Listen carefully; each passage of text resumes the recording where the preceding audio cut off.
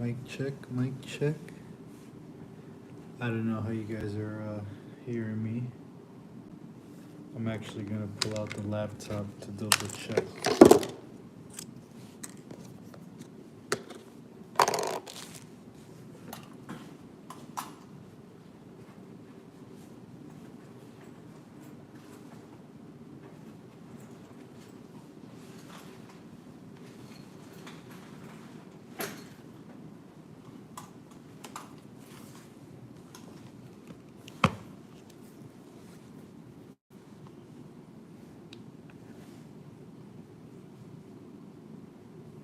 Okay.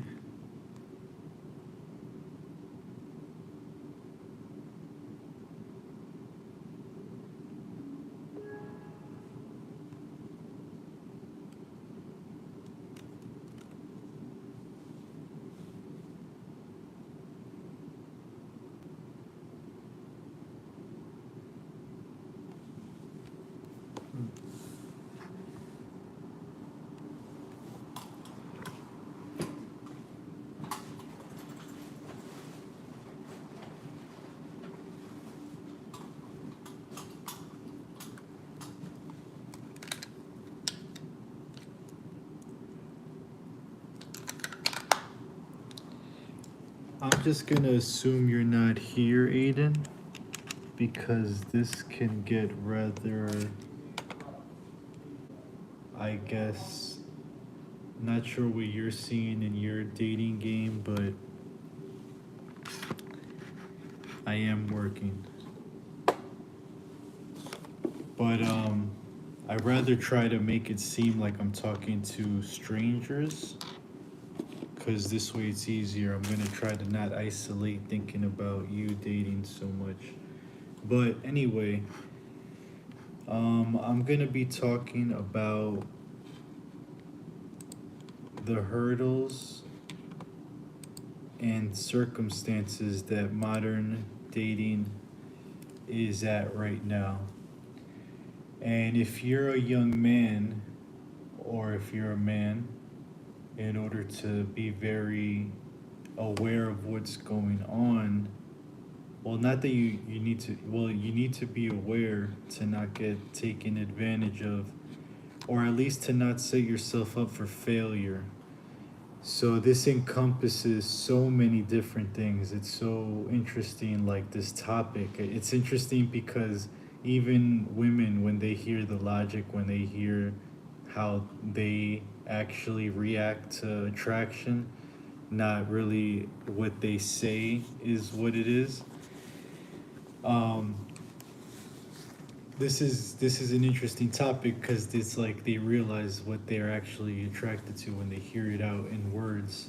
So you have to understand female psychology, right? That's one aspect. You need to understand that in order to not lose frame. And in order to not lose frame, you need to be aware of how to maintain attraction.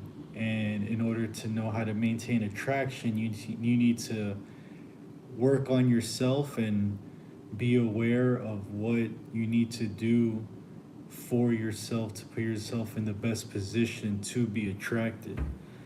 Welcome, everybody. Welcome. Hope you guys can hear me well. Thank you, Aiden, for letting me know you can hear me. Um, so essentially, let me actually remove this. Okay, yeah, it does sound pretty good. Um, so you need to work on yourself. You need to make that the primary goal. You need to make sure you don't ever divert from your goal and from what you're trying to accomplish, right? You need to run your life like if you're a train, and if she wants to jump on and be a part of it, that is on her, but you're going where you're going, right? And lately, what ends up happening is you also have to understand how a woman kind of functions and like what they find to be attracting. So if you ask them politically, they're gonna say, um, "Thank you for coming, guys. Appreciate you guys coming in."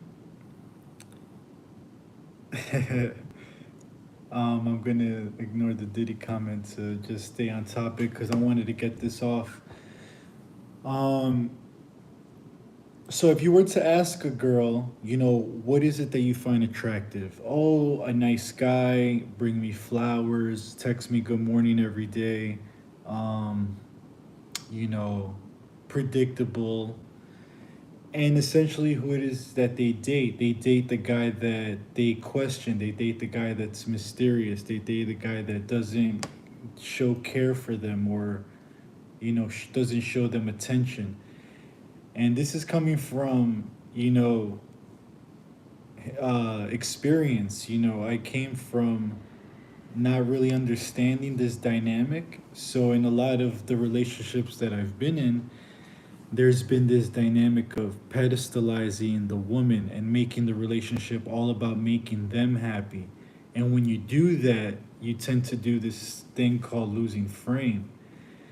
And what ends up happening is you end up becoming like you end up chasing. You never want to seem like you're chasing.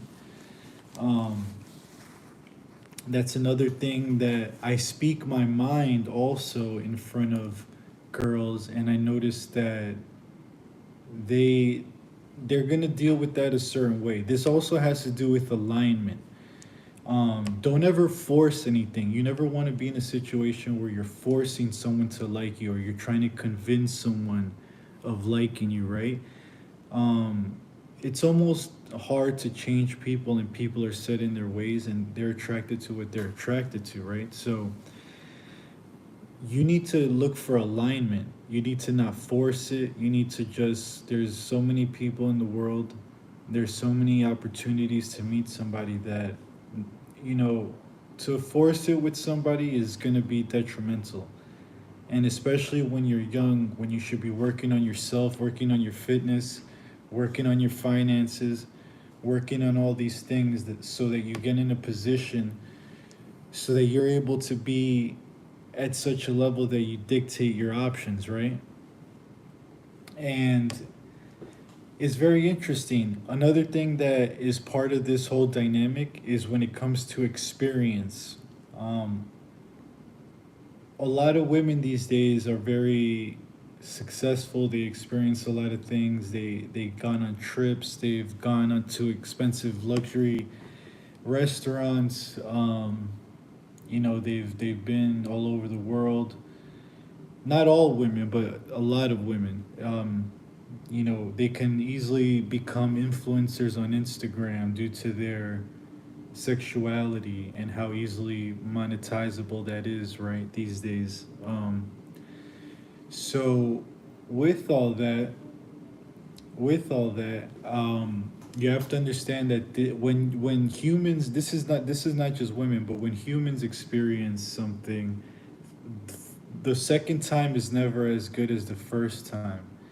So it's human nature, biological nature, like we want to be the first ones to show our girls things. We don't want to meet somebody that's like already been to Dubai, they've been to it, so many places.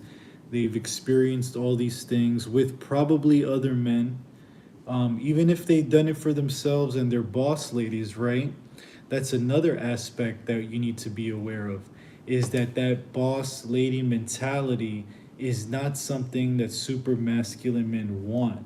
Usually, a very masculine man wants a very feminine woman, and that feminine woman wants a very masculine man.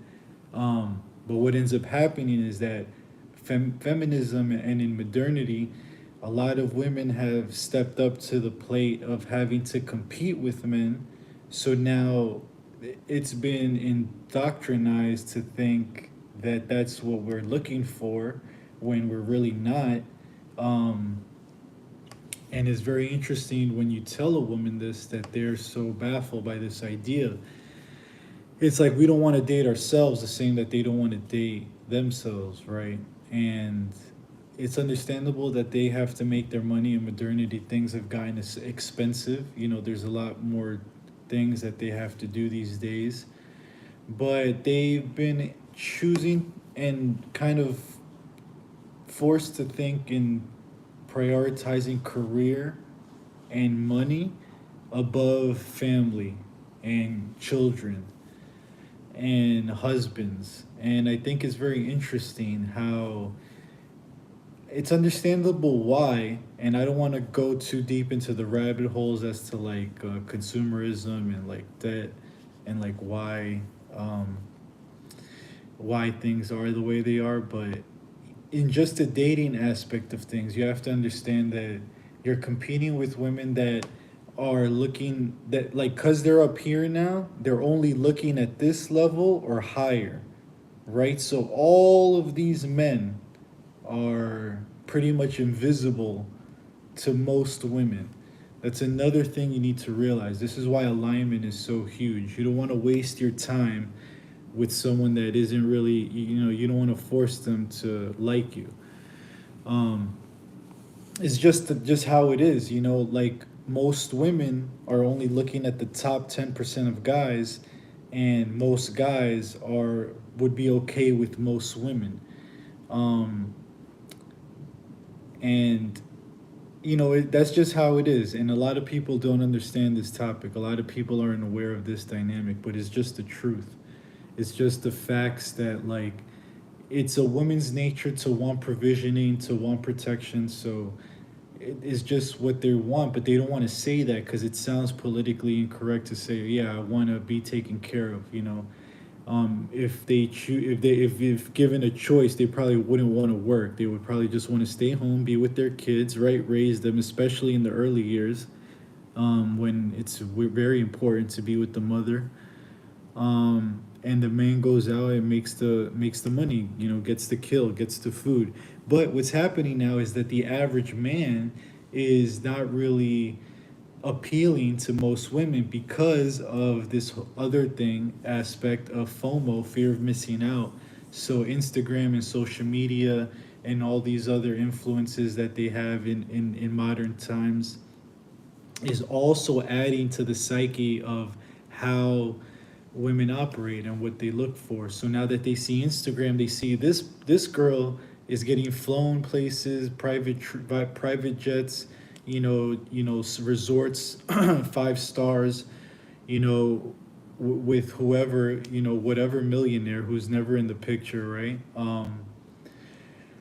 And this wanting that lifestyle. So when they look at a regular guy who's probably willing to die for her, willing to work to his bone for her, she chooses, for for the first option because it's just more appealing, is what they feel like is more important.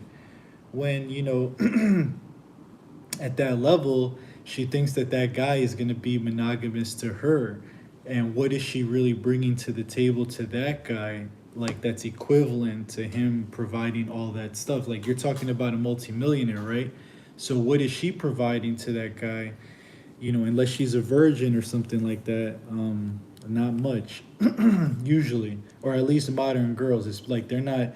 A lot of them aren't cooking. A lot of them aren't doing laundry or fixing your place. You have to kind of tell them, and when you do, it's like they think that it's a slave thing. Meanwhile, it's like when you're doing it for when they're with the right guy, like they'll just want to do it naturally. So that's another thing. It's like these girls are choosing the wrong guys. They'll be 29, 30, 35, and they'll have been, cycled out, like pretty much what's called recreational use, because they thought that, you know, they went with their feeling, and chose a guy, and now, they didn't realize that that was the wrong guy. A lot of the times, because they don't have strong masculine males in their lives, like a brother, um, a father, somebody who has no intention of getting with them, that has a natural,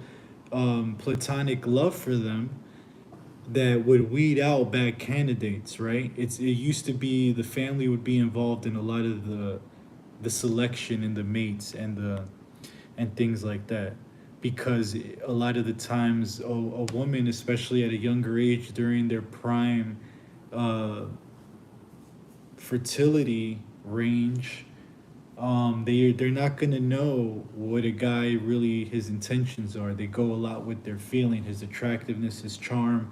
Guys at a older age above them would be able to, you know, um, penetrate a younger woman's mind. So a lot of the times, in order to secure that it was a good man, a lot of the family would be involved. You know, whether it was the mom, the father, the brother, somebody would step in and be like, "Hey, you're not going to take advantage of my whatever." You know, the woman in the family. So nowadays, women are operating with themselves without involving their family. So they're meeting guys off of like emotion, and they're having these one night stands. They're having these situationships where, you know, they can find all of what they want in one guy, because they want their expectations are, it's called the rule of six. Like they want 6 feet tall, six figures, six pack, uh you know, 600 engine power car, you know, fancy car. um they want you to have a house, they want you to have everything, because that's just in their nature, and that's fine. It's just, you have to be aware of this. So if you're gonna be trying to date, you have to be aware of what you gotta align with. And a lot of the times, unfortunately, an older woman, especially past like 30s, comes usually with a lot of experience and a lot of baggage and a lot of things.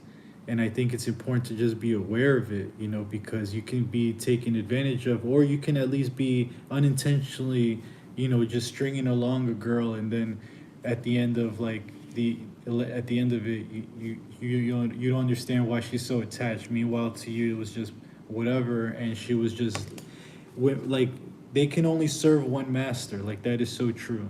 Appreciate you, Charles. Worship the dollar instead of the nice guy in front of her. It's sad, but I'm here to tell them the grass isn't greener on the other side. Yeah, a lot. Yep, that's true. And materialism. I notice so much materialism. It's so fascinating to me how, um, when they make money, it's like what they put it in and like what their thinking is, and that's interesting. Like a lot of guys online and YouTube break this down. You know, like a woman, if she can make $1,000 a day, right, or $1,000 a week, a guy would say, "Man, I could work for years and make so much money a week." A girl could be like, "I'm only gonna work for a month or two and then relax," and they don't really have the same proclivity to want to provide provisioning. You know, it's like when we make money, we think about how we could support the family. When they make money, they think about how independent they are of men. It's very fascinating about independence, and like the propaganda also in the early music and like the movies, and like the way that they demasculinize men and their role in the household, like with Homer Simpson being an idiot. And like there's so many layers that like I don't want to get too controversial about, but there's a reason why like a lot of this is super interesting, because it's so many layers in, and like it has to do with the psyche and human nature.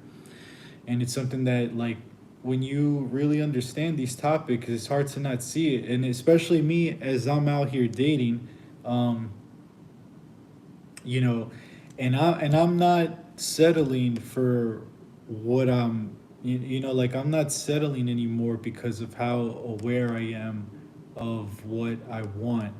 I know what I don't want. You know, there's also that. Like, don't look for what you want, look for what you definitely don't want, and just repel away from that, and only look for the options that are remaining. And out of those options, there will be somebody there that, you know, can be potential.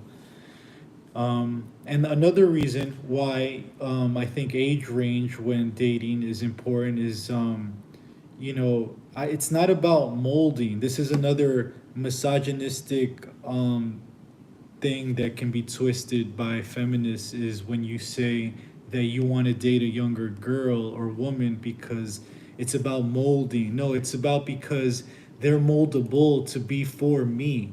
They don't have X amount of relationships before where they served another guy and now they're comparing all of my moves to that guy. Where like it's interesting when like a man penetrates a woman's mind, that imprinting it's so severe that that carries on into future relationships. So when a woman has a certain amount of age, especially with all the options that they get thrown at them, they can literally just walk outside and get a date. So they're definitely always been in some kind of situation. And the older they get, the more likely they've been in more situations. So the more baggage. And you definitely don't want to be somebody who's just dealing with somebody else's problems, or somebody else's issues. So I mean, I'm not saying to completely negate these women, just keep them in a certain category. Like the same way that women have the friend zone, guys have what's called the sex zone, or recreational use only. Like, you just keep them around for the moment or for fun, but you don't really take them serious as far as for long term. And women have no problem putting guys in this friend zone, where it's more costly actually for a man to be in a friend zone than a woman being in just a fuck zone. Because when a guy is in the friend zone, the woman is getting all of the boyfriend energy. He's probably going to be willing to risk his life if she was disrespected in public. He's probably paying for like most of the things when they're on their outings. A friend zone guy brings a lot of value that a friend woman doesn't. But if a woman is in just a sex zone for a guy, I mean, that's the equivalent, right, of a guy being in the friend zone for a girl. Like the benefit she's getting is, just getting the business. Amen. God says man provides for the home because material things will not get you anywhere because you can't worship two gods. I agree, man. I agree. And a lot of people don't understand like how much influence they can have on their day-to-day investments, even small, right? Um, and like what's really important is a roof, food, and water. If you can't provide those for yourself, if you can't provision that for yourself, then you're really not in a self-sustaining situation, and you're just another. You can become another victim if they choose to turn it off on you, right? So those are my goals, and a lot of the times when I express those goals to, especially in front of women, they like are so interested in that. They actually are. They want to hear more about that kind of mentality, because a lot of the guys that they're dating are like so unaware about what's important, and they're still trapped in what I consider to be the matrix when you're still chasing these kind of like fake idols like you're mentioning. A very interesting point, Charles Cowan. I appreciate you stopping by and dropping that knowledge. Um, and Arsenal, I just wanted to say thank you for coming in. I appreciate you coming in as well. Um, yeah, I come from a family also that I think prioritizes the unity of family, and a lot of people have. I even know that some people, right, have parents that they probably are strangers to. I always have this idea that I never want my parents to question who I am or to wonder who I am or what I stood for. I speak my mind a lot of the times around them. I like to share my thoughts. And I think that's important because something can happen, and the last thing you want is for them to be around, for people to wonder who you were. And I think that we need to bring back the family dinner table, bring back the family meal time, at least once a day, so we have that communicative moment of interaction. And a lot of people are missing that. They go to their rooms, they're on their phones. I make it a key point to make sure that we're all aware about what's going on, and everybody under the roof is kind of under a similar mentality as to where we're going. Because outside of the roof, it's really us against them. It's really us against the world. And the more strong families that think this way, when those families connect, now we're a bigger umbrella. And I've been trying to cultivate this idea of like, um, imagine how many roofs we can connect with this mentality, and how strong that will be, how independent that will be, how resourceful that would be for people wanting to escape the structures that are so fragile, and that can be flickered on and off by a switch, essentially at the whims of those with power that we don't even know the real names of. I mean, I find all of this very fascinating. I think that the more and more I dive into topics, the more and more I talk my mind, I want to lean with people that are more interested in that kind of thinking. And if you're not, that's cool. I kind of want to talk a little bit about how I might have fractured a bit in the past when I would share some of my ideas, especially with close friends and family. Um, I would kind of force my ideas, and would only see my point as being right because I took the time to dive into it, right? And I took the time to digest the content and the material that kind of led me to a lot of these conclusions. And, and a lot of the times when I would see these people in person, I would kind of, I would call it like mind vomit on them and kind of spew all of these talking points when they were in Acts 4. And I think, I fractured there for a moment. I think that I should have been a bit more cautious as to other people's realities and what they're going through and their priorities, and they're not necessarily having to share mine that I think is important. No matter how interesting it may be, and they don't necessarily disagree with what I'm saying, but um, they don't necessarily have to fully follow what I'm talking about either. And I completely agree with that. And I think that to those that I might have done that to, especially in person, I understand now, and I've reflected, and I'm I'm adjusted in the way I approach these topics and how I'm going to talk about my ideas. I tend to take them past the point of um, it getting a little personal, and I cross that borderline, and I probably shouldn't. And it caused me issues in the past, and I think that I didn't see it being my fault. I thought that I was doing it out of good intentions, and I was not projecting that, I suppose, and I do apologize for that. But now that I'm recalibrated, now I'm able to have more rounded about talking points, and I'm able to be more concise and aware of those thresholds. Um, Hey, also, always tell them you love them because God doesn't promise us tomorrow. Hey, always speak your mind. If people don't like it, so be it. Yeah, definitely, man. Definitely. I definitely agree with that because if you're not speaking the truth and you're lying to yourself, and it's the easiest person to lie to is yourself. I've been alone for a bit in a sense, and a lot of the times when you're the only person to hold yourself accountable, it becomes way more difficult to stick to what you need to be addressing and your disciplines. And, you know, now that I'm able to kind of be a little bit more, I would say, mentally attuned to what exactly is going on and how to approach these difficulties, I realized that, yeah, now I'm able to move forward in a different way. And I think it's been endowing me with more positivity and um, more opportunity. For instance, I'm going to talk about workflow. I'm going to change topic a bit for a moment.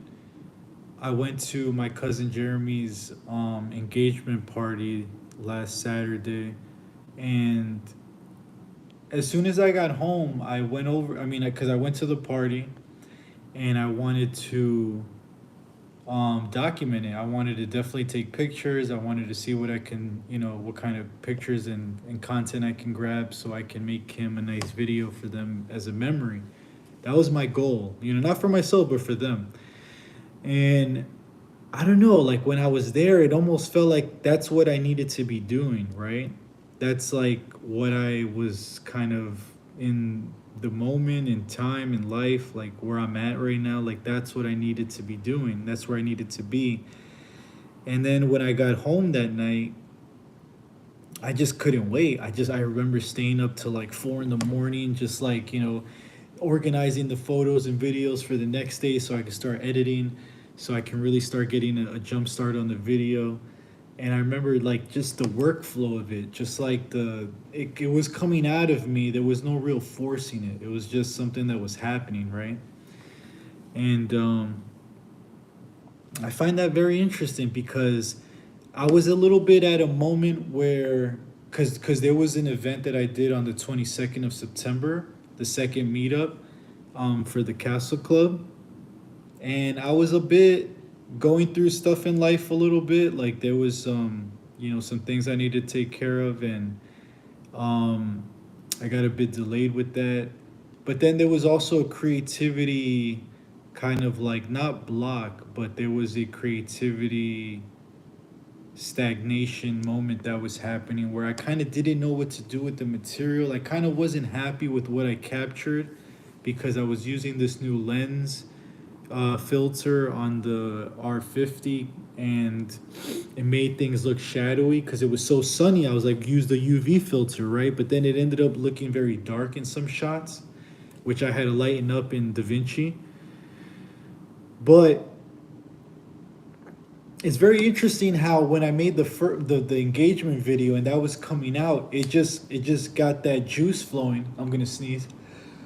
Achoo! Achoo! Achoo!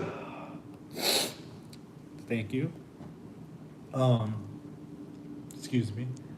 So from the flow from making the engagement video, I just channeled that right into the second meetup video that I dropped yesterday, and yeah, I mean it was like it just made me realize to lean more in that direction, right? It just made me realize that when you do have a purpose, and I think that that's what these last few years of my life has been like in my mind, figuring out how to manage all of these things, right? And then direct it.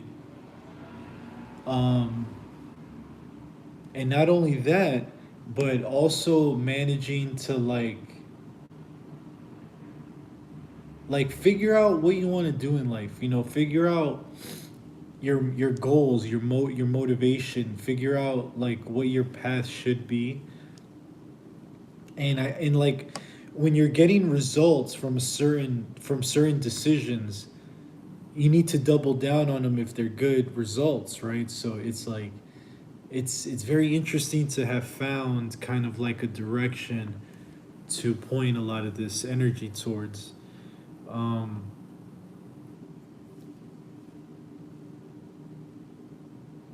so yeah, so back on I'm gonna wrap this up soon, possibly by about 2:30. Um, so back to the dating thing, it's like, you want to be able to not you need to be very aware of all of the decisions and all of the moments that you make with the interaction. Like losing frame can happen like that, in the way you ask a question, in the way your posture was, in the way, it's so many, the checklist is so long for what you need to accomplish in order to really successfully get this through. Um and and that obviously matters with your level, right? Like you can get away with a lot, doing a lot less if you're a multimillionaire pulling up in a Lambo. You don't have to worry about your text game being on point, or you being the tallest guy. But and when you're not there yet, you kind of have to figure out how to get in between all of that. And what's interesting is that there's a lot of girls that say, "Oh, I'll date a short guy. I'll date this or that and the third."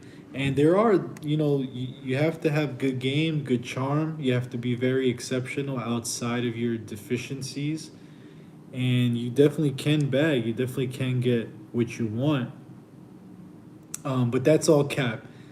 Those girls, man, they a tall guy walks in, it's like it's innate, it's just their biology, it's just what it is. It's mating factors, it's offspring factors, it's all of it. So you just got to be humble and try to date for alignment. If they want that, then go on to something else. And there's so many people out there that you'll be able to be successful somewhere, trust me.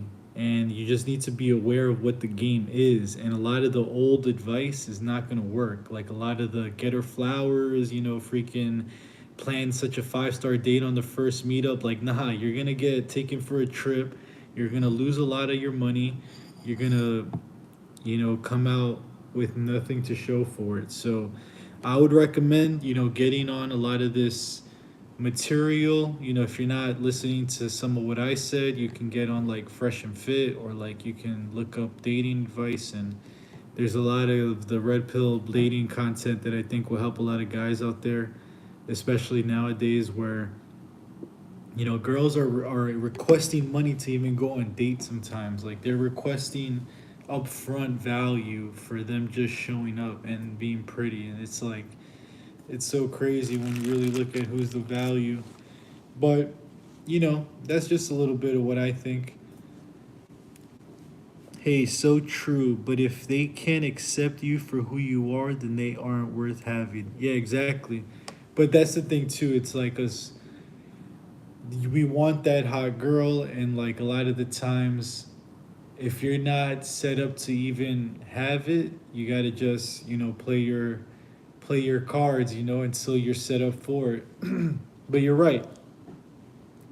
And a lot of the times, like, instead of accepting it, you're told to, change or be better, or like take the nagging, and like, you're the problem. And it's crazy how much work actually the guys do and how little the girls do. It's so crazy. I mean, I'm not saying all of them, but I'm saying a lot of them, because it's like when they're so pretty, there's this thing when like you didn't have to become useful because you just been so pretty, so you've been given everything. And so when they get asked to do dishes, or when they get asked to sweep, or when they get, when they want to, when they find a guy that wants the treatment of a feminine woman or a wife, it's like they get so surprised because all the other guys were just simping for them, probably doing backflips just for the fact they even got her, right? The pedestalization, it's like that creates such a dynamic where now she's looking down on you and the respect is lost. But there's so much on this topic, and I just think it's important for especially young guys to not waste time and like chase that, and then they end up, I will admit, like when I was younger, I chased a lot of girls. I wasted a lot of energy, kind of like focused on getting girls, or getting dates. And it's like, it was really not the time to really waste that time. It was the moment to really invest in, maybe starting a business, or learning about something that could have possibly, even if I learned about Bitcoin back then or something like that. There was this meme where somebody was playing a Call of Duty game, and it's like you were playing this instead of like investing in Bitcoin. But that's just a joke. I don't really have regrets in life. I tend to move forward. But looking back on it, though, I do see how I was kind of, there was this when you follow a fad in school and you get the yo-yo, you get the Yu-Gi-Oh cards, you get the Pokemon cards. I fell into the trap of like, getting girls and like, chasing that instead of like kind of worrying about, I don't know, like prioritizing myself in a way. Or at least, I mean, I just think it's important that young men don't fall into that trap, because there's a lot of time and effort that's wasted there. and especially if you want to have certain goals and certain aspirations, now's the moment. Like it's now when you're young and when you're able to really, use your body for work, use your mind to learn and absorb. And I think that's the important thing to keep doing. And I just think that the more and more I'm learning and seeing, it's hard to, like, that's why I've been single for so long. It's not that I can't find a girl, it's that the quality of the women and the experiences that they've been through, it comes with a lot of baggage. It comes with a lot of, you know, I can't describe it. I just think it's very interesting, kind of what's out there these days. But it's all about sharing knowledge and learning, and I think that there is important knowledge to be shared. And I talked on one of my other lives. I talked about like the health stuff and working out and working on yourself. That's what I mean. Like I did karate and stuff when I was younger, but I think if I would have maintained more of that mentality, there was a moment where I pivoted from karate and just focused on chilling. And I think about that moment a lot. Like I wonder where I could have been if I, just didn't focus so much on the nonsense. Cause I did, smoking pot, drinking young, partying young.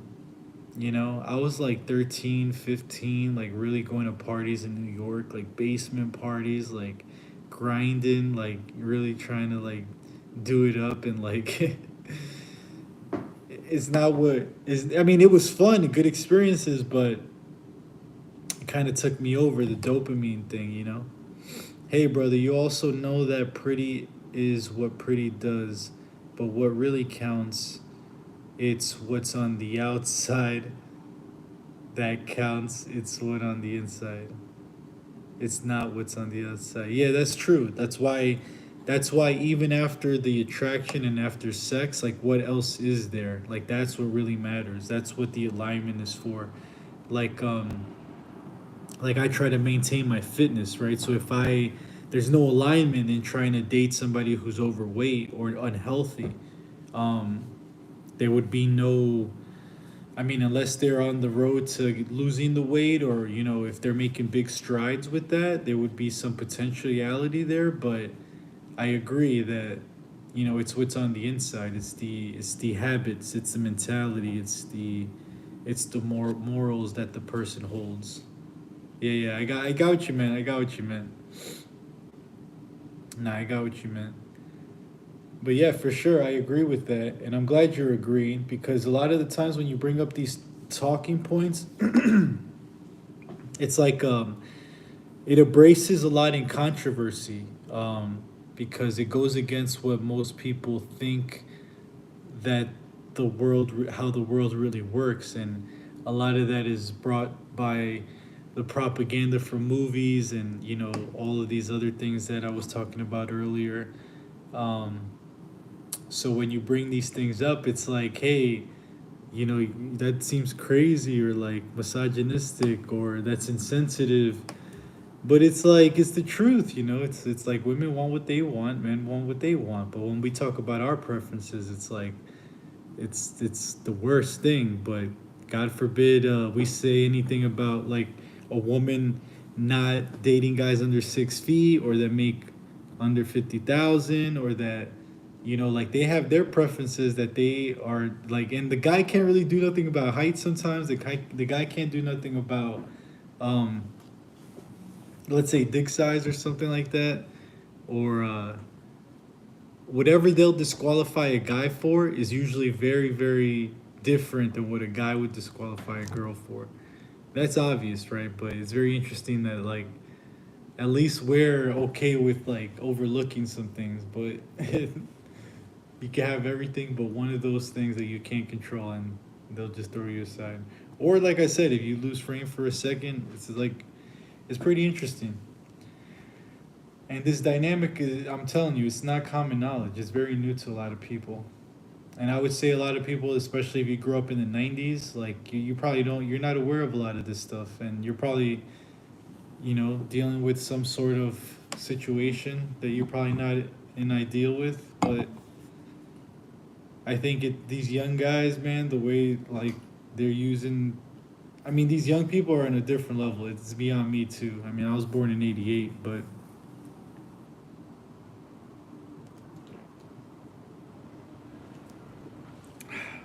I mean, so that's my take on modern dating.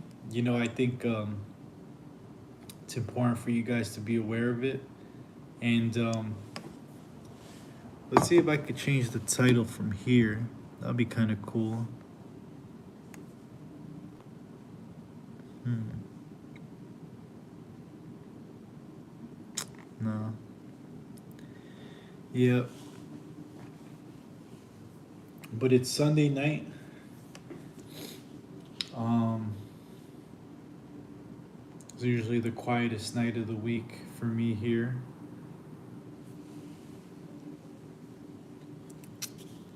All right, cool. Appreciate you, Aiden. I mean, Arsenal. Damn, 64, Charles. Yo, kudos to you, brother. Kudos to you. I hope you're doing well health wise, man. I hope you're being great out there, wherever you're from. There's a statistic. If you, I think if you're older than the age of 65, I think it is like you're in the 17th or top 15 percentile of people that lived in the world or ever lived. Like not that many people percentage wise make it to that age. Oklahoma, nice, nice, nice. A lot of farmland out there, right? A lot of tornado valley situations out there. Oklahoma. Yeah, New York is very, very degrading at this point, I would say. I'm striving for a lot of trying to break out, trying to get into some open land, cultivate some property. Um, I know that there's a lot of cheap land in Colorado. Been looking at some spots out there. Get a couple acres. I've been looking into growing earthworms for farmers. So one of the first businesses is I'm gonna get the land, get the dirt, get the worms growing, have a few chickens, have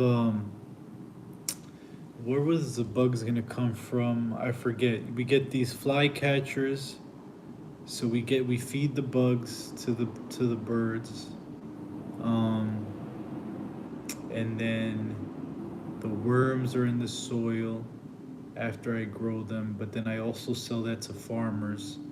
Um,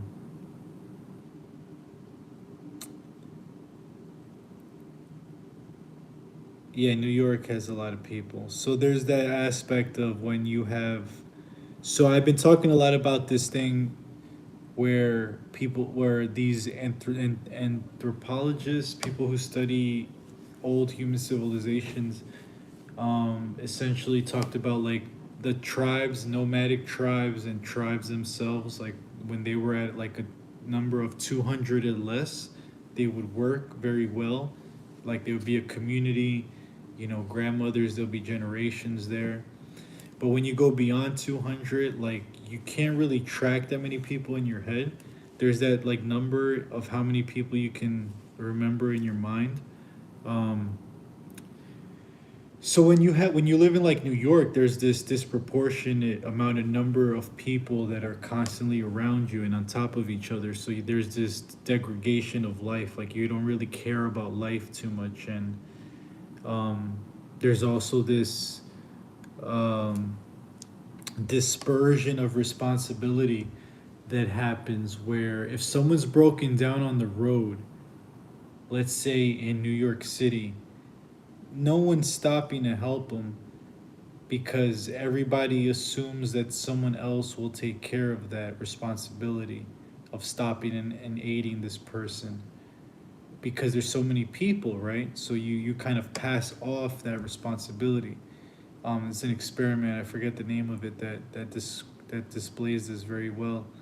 And but if you're in a rural place like Oklahoma, let's say in a back road, and you're broken down and a car drives by, chances are that car is going to stop and help you because they know how spacious people are in that rural area. Like you're not going to see another car for hours or a day maybe. So they're like, yo, like it's on me. I'm the only one out here. Like I saw this guy, I got to help him. So it's like that human nature is like it's real.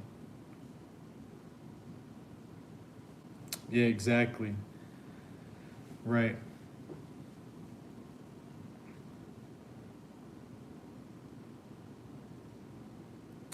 Right. Right. I'm not saying that it's guaranteed they'll stop just because they're in a rural place, but the chances are more likely that a car just won't drive by. Um, Especially if that person knows. I think there's that human nature to want to help. Especially, I think there's more good than bad in life, right? Like, I think that is true. I think what gets casted a lot is bad. Um, but I think like most humans, especially if it was a man, if it was a woman, she probably wouldn't stop for nobody. But like if there's a guy out there and they know what's on the line, like this person can be in a real bad spot if like I don't at least make sure they're okay. Um, I think it's more likely that it would happen. That's what I mean. Like it's probably still people don't assume, but I think it's way more likely than in New York because I see it all the time. I've done it. I've been on a bridge. Somebody's been broken down, waving people down. I got to go to work, man. I got to do my thing. It's unfortunate, but we live in New York where you can literally call a tow company. It's not severe. It's not like you're in the back country where like no help is hours away. Where help is hours away. That's my point. Um, but yeah, I think and that's interesting too. That's another thing. And we're gonna go back to dating. I'm glad that you brought up Oklahoma and like the fact that how different it is from New York. People learn about stopping to help. Yeah. Um, so now that a girl, right? Let's say you were a 21 year old girl in Oklahoma. The men in her locality would be competing for her, right? But now, with the advent of social media and Instagram and the instant connectivity, she posts a story of her in a bikini. Now she's getting DMs from people from all over the world that can possibly fly her out or offer her money just for a date, right? So that's another aspect of dating. It's like that's why it's so important to focus on you and building yourself up because you're not only competing with the guys around you, you're competing with the world, the men of the world. Like even Drake can DM your girl if she posts a certain, you know what I'm saying? Like it's so crazy. Like so now, if you're an average guy in a place like Oklahoma, like it's almost like you have no chance. Those girls are, they don't want to be there. So it's like that's a huge dynamic in this game. It's like your social media presence, if you have one, has to be on point. You have to be on point physically and in person. You have to articulate your words. You have to know how to speak, your tonality. You have to know what you're doing. You have to know like how to be attractive, right? You have to be assertive. You can't be asking questions like, "Oh, where do you want to go?" No, you have to be like, "We're going to this place at this time. Dress this kind of way. It's gonna be this kind of date." Um, they want a leader. They've been indoctrinated to not want that. They've been indoctrinated to think they're not attracted to that, but that's what they respond to. They respond to a guy that doesn't care about what they think or do. They're gonna do what they got to do, and the girl's gonna want to be attached to them because that guy is attractive, because he's going somewhere, he's a leader. So I just find that super fascinating, and this topic always like gets considered to be controversial, but it's just the truth. And I think a lot of people agree with that. And if I take the poll with the people in this chat, I think y'all would agree. I appreciate you guys stopping by. This was a more interactive live than I thought because of how late it is. But I guess it's a Sunday night, and I guess it's still kind of early. It's 2:11.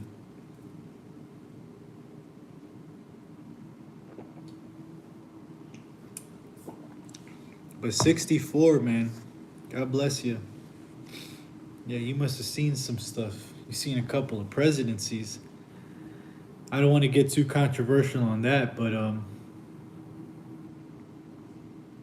I mean, that's a whole nother can of worms, even diving into the whole political realm, or even how captured it is in a sense, right? And not only the political realm, but how captured almost every, well, not even almost, how captured all of industries are really. Healthcare, uh, the government, um, corporations. I mean, it's all just corrupt, right? It's all just captured by lobbyists and influence and capitalism. And it's very interesting. Like, there are people that are trying to change the course, like, Elon with the government efficiency agency, which I think would be huge because of how inefficient it is. I mean, look at how we misappropriate funds. I mean, how is that even not topic of conversation or top of CNN? It's like, no, but they're gonna put something that's just gonna distract us. It's all a distraction.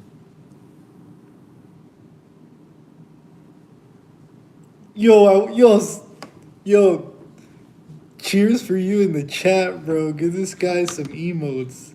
I'm glad you said it. Yo, salute to you, bro. Seriously. Um, those who serve, there's a natural patriotism in men to want to protect, man. It's like kudos to you guys, man. W in the chat for this guy. And you know,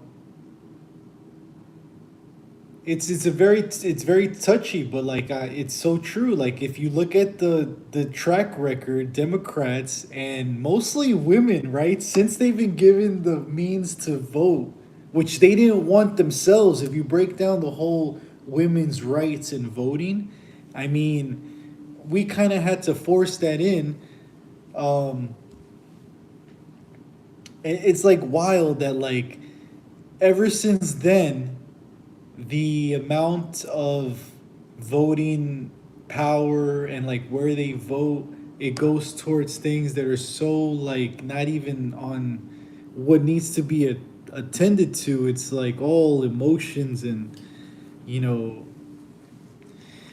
you know what I'm saying? Like all this birth control stuff and this emotional political stuff, it's all just for a distraction so they can take the real power, behind the scenes, which is, I don't know how many layers we want to go, but I believe that a lot of it starts, with like the JD Rockefeller, the JP Morgans, like a lot of the things that are affected up to now, like we're echoing from now, is like a lot of it started from then, I think, with the whole banking supporting both wars, with the way that J.D. Rockefeller, he made his money in oil, and pharmaceuticals are byproducts of oil, right?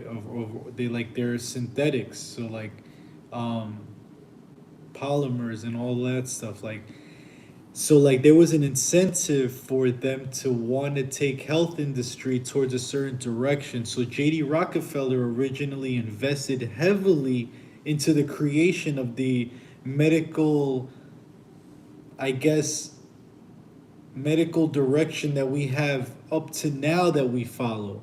1909 is the year. I forget which university he originally funded, but I think it was like Harvard or one of the first medical universities. He basically funded them all in order for them to direct medicine towards a certain way. Because originally, it used to be about the connection of the body and treating the whole body. It never was about prescribing you pills for an ailment and or treating chronic issues, right? So it was 1929. Yes, Harvard. Yes, yo, you're on point. So it was 1929, I believe, where they realized that one of the first medications that they could get people to take recurrently was birth control. So once they realized, like, hey, we can make and force people to take something recurrently, the monetary gain was just super profound that they just are now like the Valium, like the mother's best friend, our early years. So Valium was huge with women, and then like you see what happened with the Sacklers, and they had the the opiates, and it's like it's crazy. So it's like when you break down these layers, it gets towards controversy, but it's like based on truth, and like we just been lied to. So when you wake up from it, it starts to become like how are we not talking about this? How is this? I might get flagged for some of these topics. I don't know. YouTube is a little different. I know Instagram is also different.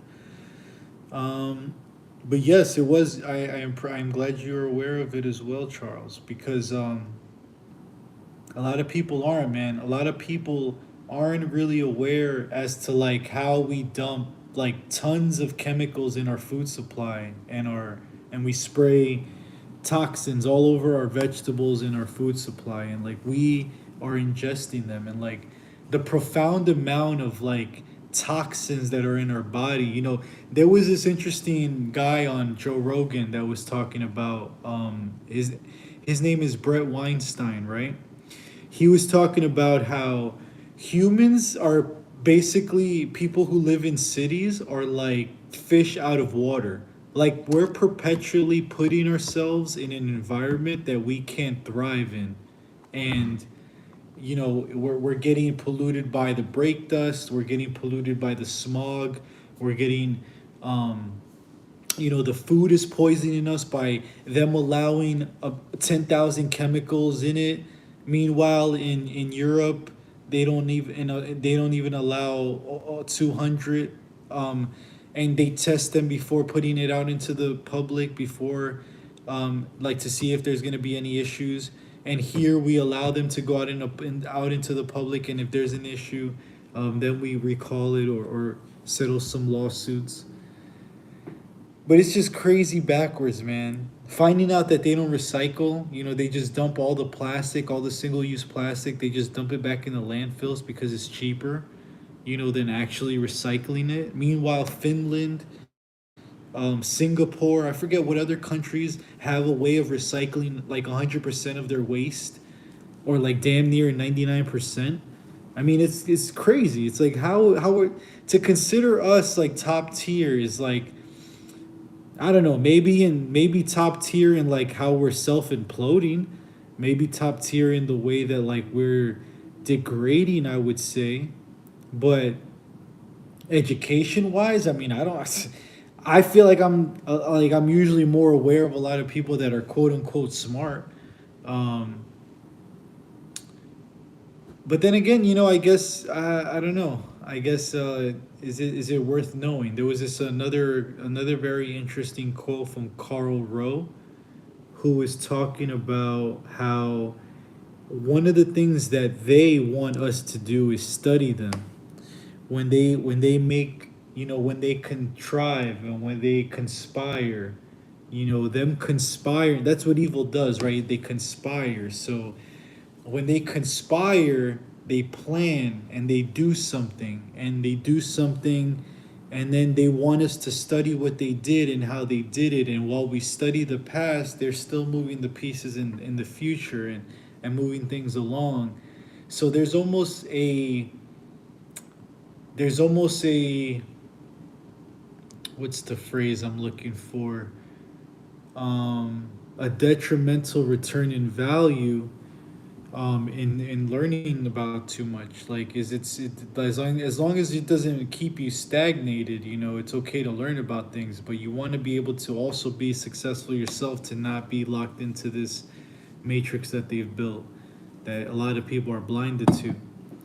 And I feel like I'm the only one sometimes in the room that's actually paying attention. And that kind of gets scary, because it's like, okay, if people are just now waking up, like now people are like really questioning what's in the food. Now people are starting to realize, like, man, was COVID really that serious? Now people are starting to understand things.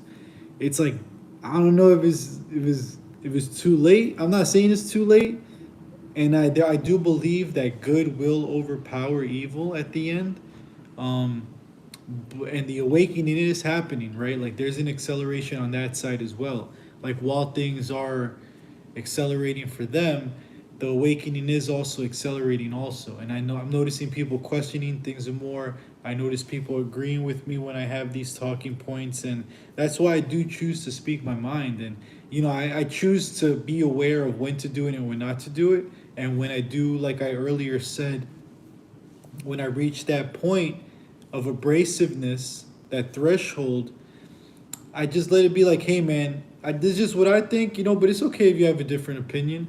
Keep it kind hearted, keep it light, throw it out there, but don't make it seem like, hey, you have to believe this. Like, it's not like a religious aspect. It's not like an indoctrination. It's just like, this is where my logic takes me.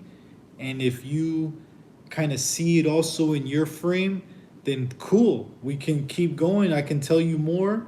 But if you want to hold off, and if you have contention to what I'm saying, you can have a counter argument, or you can say, hey, I don't really agree with that, and cool, that's fine also.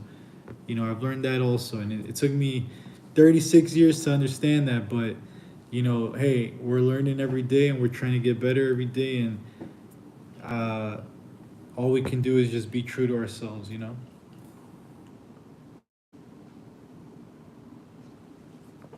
I also wanted to spit some bars. Let's see.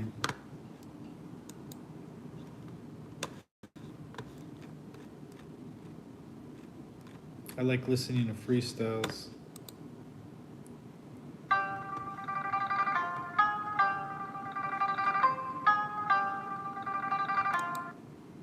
When you need strong protection. So this is our Flippy 3. Flippy 3 is actually twice as fast. Hey yo.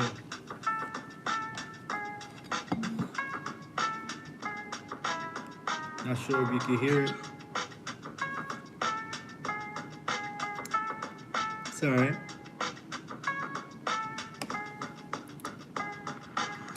Hey yo, when I flow, yes I go for optimal. Understand I go, supernova blow. Every time I do it, every time I gotta, it's like a pyro show. It's like the fire techniques, not technical. But every time I do it, how it's critical. I'm only going for the headshot, I'm shooting from the hip. Understand that the weapon that I got is the mic grip. Let me not take a pause. Understand, my bad, you might seem lost. Every time I do it, you know exactly what I got it.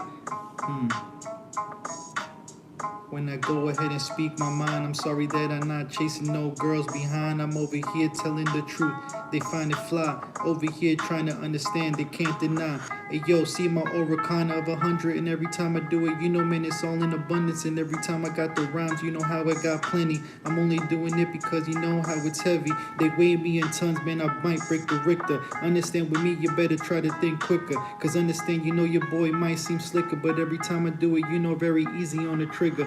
When I pull it, man, my brain is the gun. And when I freestyle, man, I just do it all for fun. Ain't written down, but I'm recording it now. And every time I do it, man, I'm always in the clouds. Because I'm like in Norway. You know how it is, I only say it because I might not ever see a Norway. Every time I do it, man, I never play. You know how it is, man, I could do this all day. What I cultivated is the skill. Now over here, it might seem a little more than thrills. Every time I do it, you know how it is when I kill it. You know what it is, I'm sorry that you might feel it. Every time I ignite the feeling, when it's trying to linger. And you know what it is, I might think a little bigger. These ideas not small, my molecule. And every time I do it, man, molecules. I'm over here trying to connect the dots.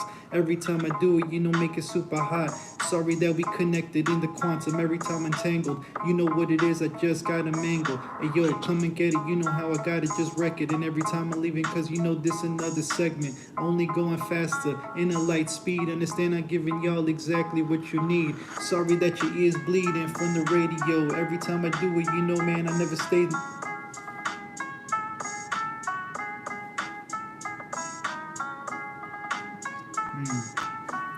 Kinda lost it.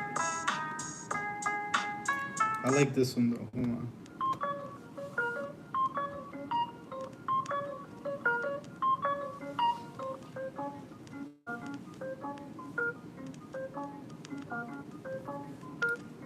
Hey yo, it's your boy Bass with the flowing. Understand with me it's like a supernova glowing. And every time I do it, dynamite with the blowing. Every time the pyrotechnic fire up, cause it's showing. Hear it cold, yes, you know under pressure I shine. And you know when it is to rhymes, you cannot deny the skill I cultivated. Yes, it might be my illest. And I'm sorry with me, you're only gonna get the realest. I speak my mind, sorry that you might get hit. And every time I do it, you know, never with the.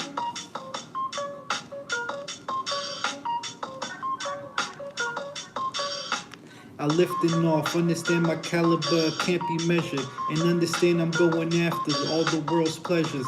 I'm sorry that I'm not. Damn. It's hard to just make it happen.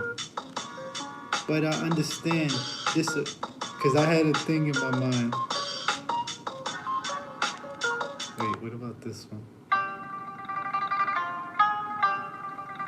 Hey, I'm a rock music freak, but that's not bad. Oh, for real?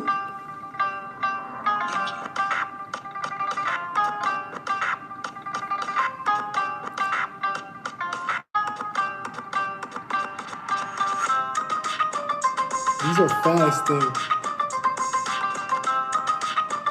I need to go for I used to have some beats on deck.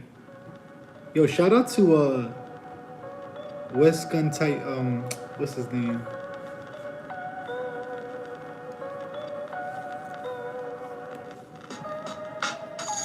Yo. Hey yo. Hey yo. Yes, my brain is the weapon I got in tons. And every time I freestyle, yes, it is for fun. My boy rockin' to Metallica, but you know how it's heavy metal. You know how it is when I break the pedals. Come and check it out, you know, on every level. I'm over here alone, so you know how I gotta settle. Hey, yo, come and check my mind, expand in the dome. And every time I do it in the booth, yes, I'm all alone. I'm understanding this dimension that I'm wreaking.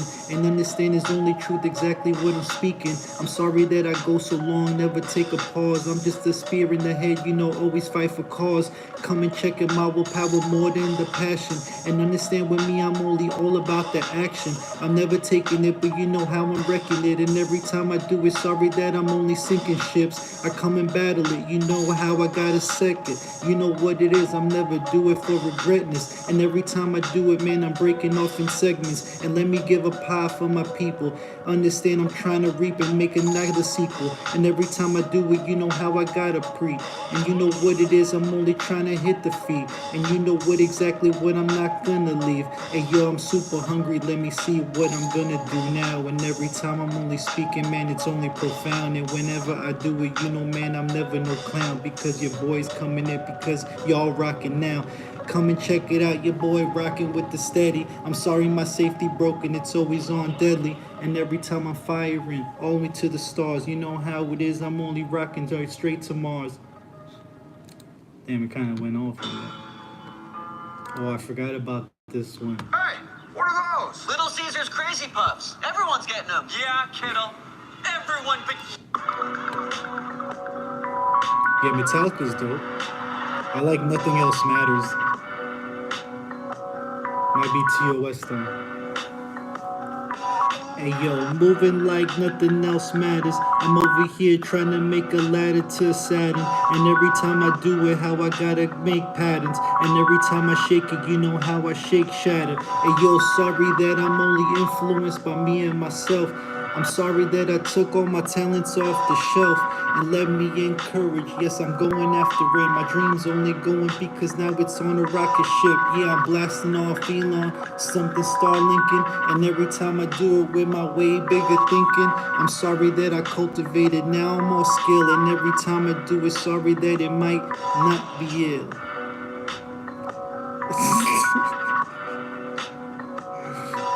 Hey yo.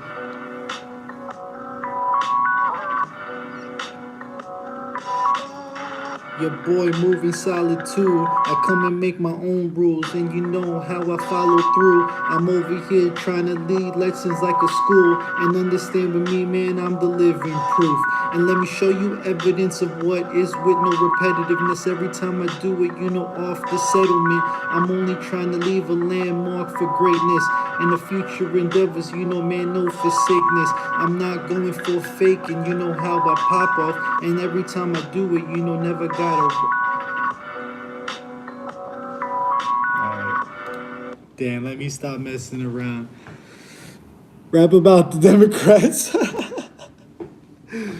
Yo, chill. I'm also at work, bro. I hope these cameras don't got mics. I don't want to talk about no politicals. No, I write a lot, but when it's like I can't write when I'm thinking, so that's your workflow, like creativity flow. There's so many aspects to it. It's like crazy.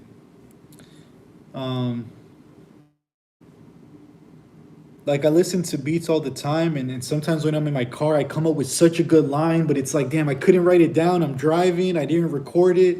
It's just in my mind. And then when I do moments like this, I try to bring them back from the library that I built them up in my mind, right? Like a library of lines, right? Of connections, of rhymes, right? Like I have this one, like I'm tunneling through dimensions. It seems a bit hectic, but I'm trying to I have so many different but like to connect it on the spot is different. I have to tap into the flow state, which lets me tap into that library of when I was in that moment in the car. So those moments are in the mind somewhere, is just tapping into them and bringing them up at the right time is something that needs to be controlled. And that's a lot of the times when I think artists or creatives, when they talk about that that flow state, it's like where it's coming out of you. That's so real.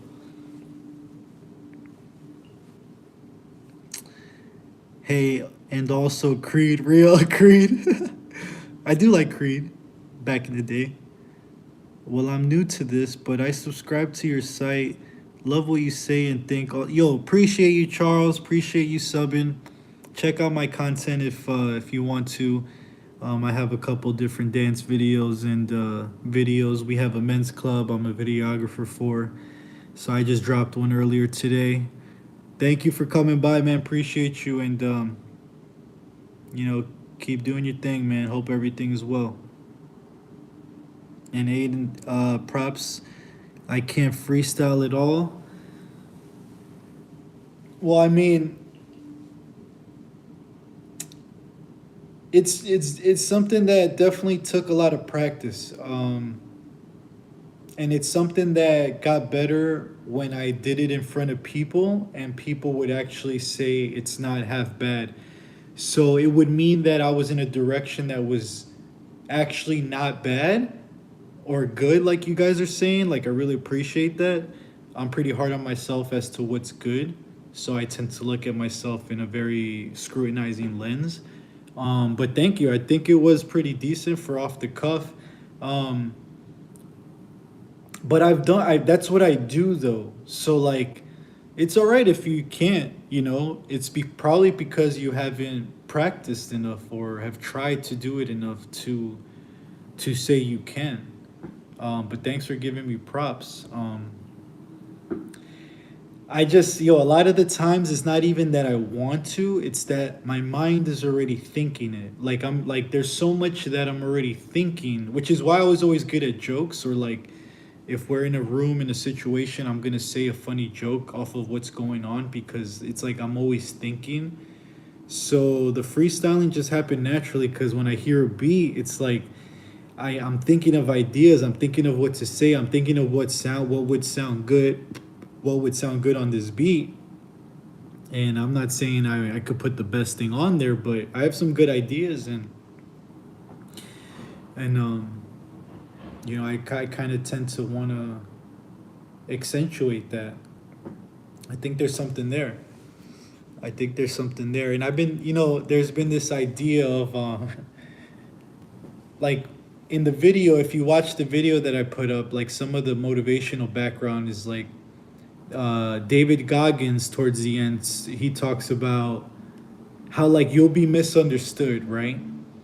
How sometimes when you have an idea that's so big, it's so different, it's so, like, outside of most people's reality or possibilities, like, you're gonna be, like, looked at as crazy or, like, whatever, obsessed.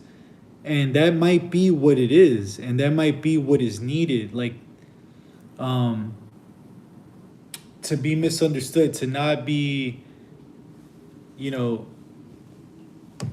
hey, I sing karaoke, but I freestyle.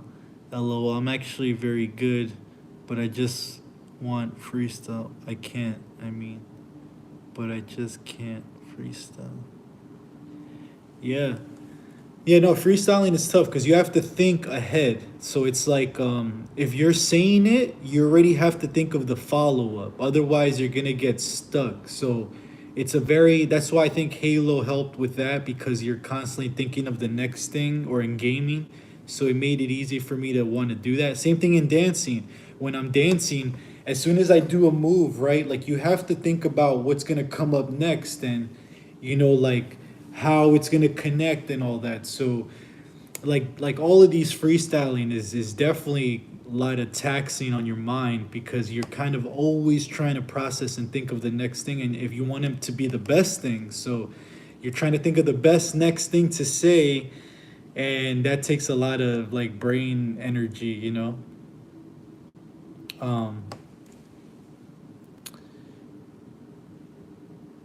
Yeah. Yeah.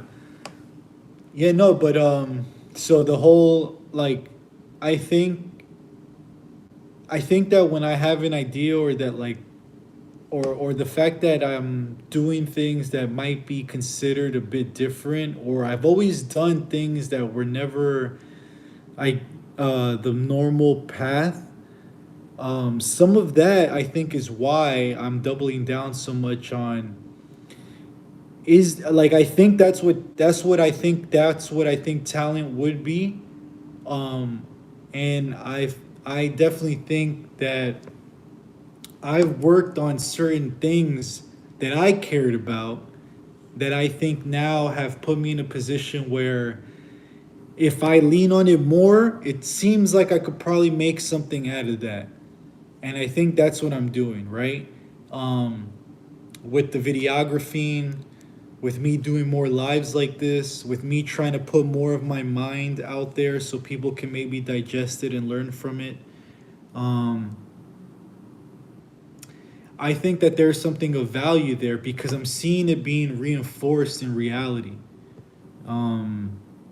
I see it being reinforced when I talk about certain things, and people are very inclined to want to learn more about that perspective, or more about that topic.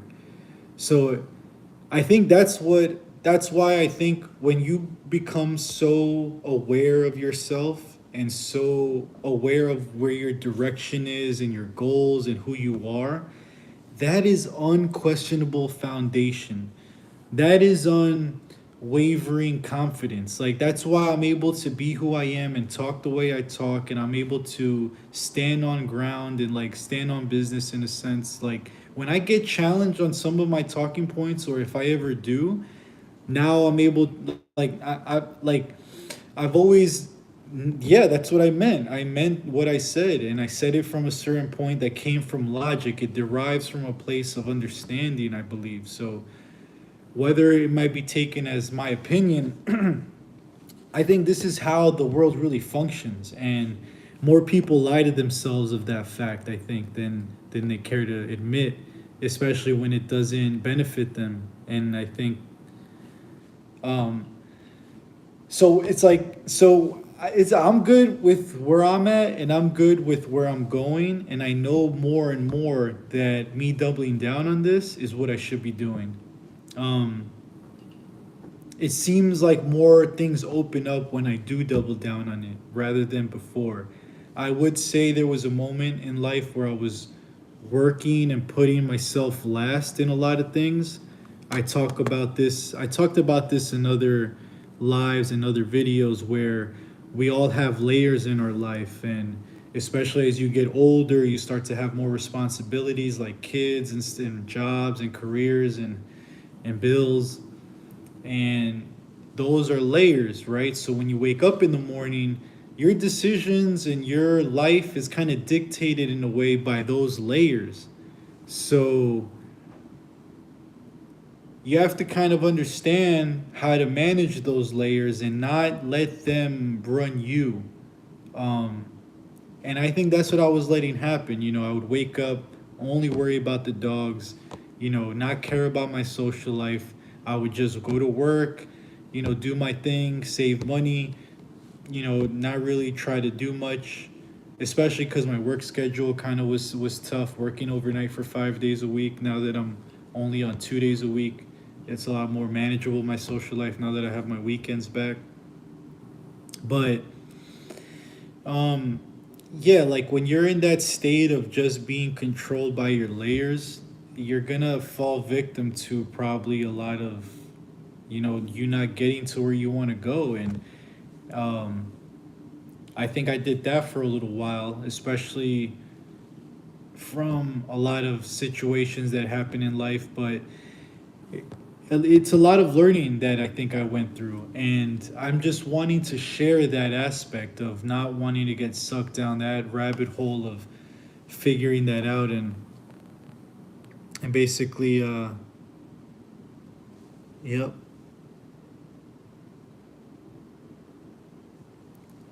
Yep. Well, it's like it is layered, but in the way that you wouldn't know yet until you have like responsibilities beyond you, right? That's why having dogs, having children, that layer is so profound, right? Because if you have a job, I mean, at some point, if your boss is yelling at you some way, and you can like get another job, you'll leave that. But there's some layers that are just always gonna be kind of dictating you. So I wouldn't say it's like an onion to be peeled back and understood. It's more like layers that like are webbed in your life that kind of like make you move a certain way. And if you don't understand that, you can get stuck only locked in that way. And I think it's important to put yourself first, um, and then everything else can benefit. Um, and yeah, like I think that there's a lot of things that get taken for what the truth is, but it's not. And when you talk about a lot of these things, it sounds crazy to most people, but it is the truth. It is the truth how the world works and what's really going on. And I think when you realize that, so I think that there's certain generations that have the benefit of being saved from like not the worry, but so it like, not to use you as an example, Charles, but you're 64, ex-military, Oklahoma. I'm not sure of your situation, but or your retirement, but I'm guessing you're probably okay. You're probably doing all right. I would hope. And at your age, you know, it's like the worries you have are probably less than like someone that's like 18.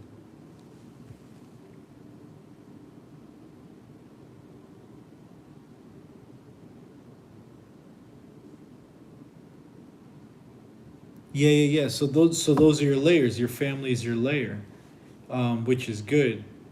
But growing up, like Like if you're 18, you gotta invest in yourself and build yourself up, so then you can really have a lot that you can provide for, or you can have people depend on you for sure. Um,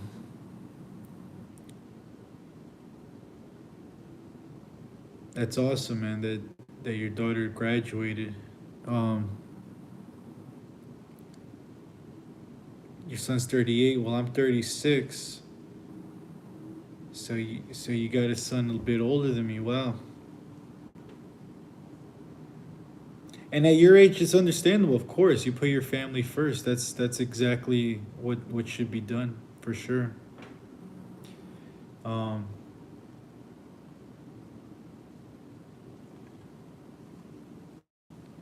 I, I'm a bit tired also, but this is good. I needed this coffee. Yeah. So you're benefiting from your choices when you were younger. I hope, and like you gave yourself an opportunity to have a good career. Yeah, so like the younger generation, like they're trapped into this like influencer life, and they want that quick buck, and they think that everybody can do that. They don't want to work hard. Um they got the silver spoon mentality. They had all the luxuries in the world, you know, and they're just not aware of the reality of things. They're worried about, you know, like video games and things like that have their time and place, but meanwhile, I mean, they need to be paying attention to what's going to happen in 10 years, or in 5 years. If they don't pay close attention, the time escapes them, and now their opportunity to make themselves a nice give themselves a nice situation in life, now they hindered themselves. And that's always the message that we give to the young, right? It always gets fallen on deaf ears. It's like when you're young, you think you know it all, you think you have all the answers. um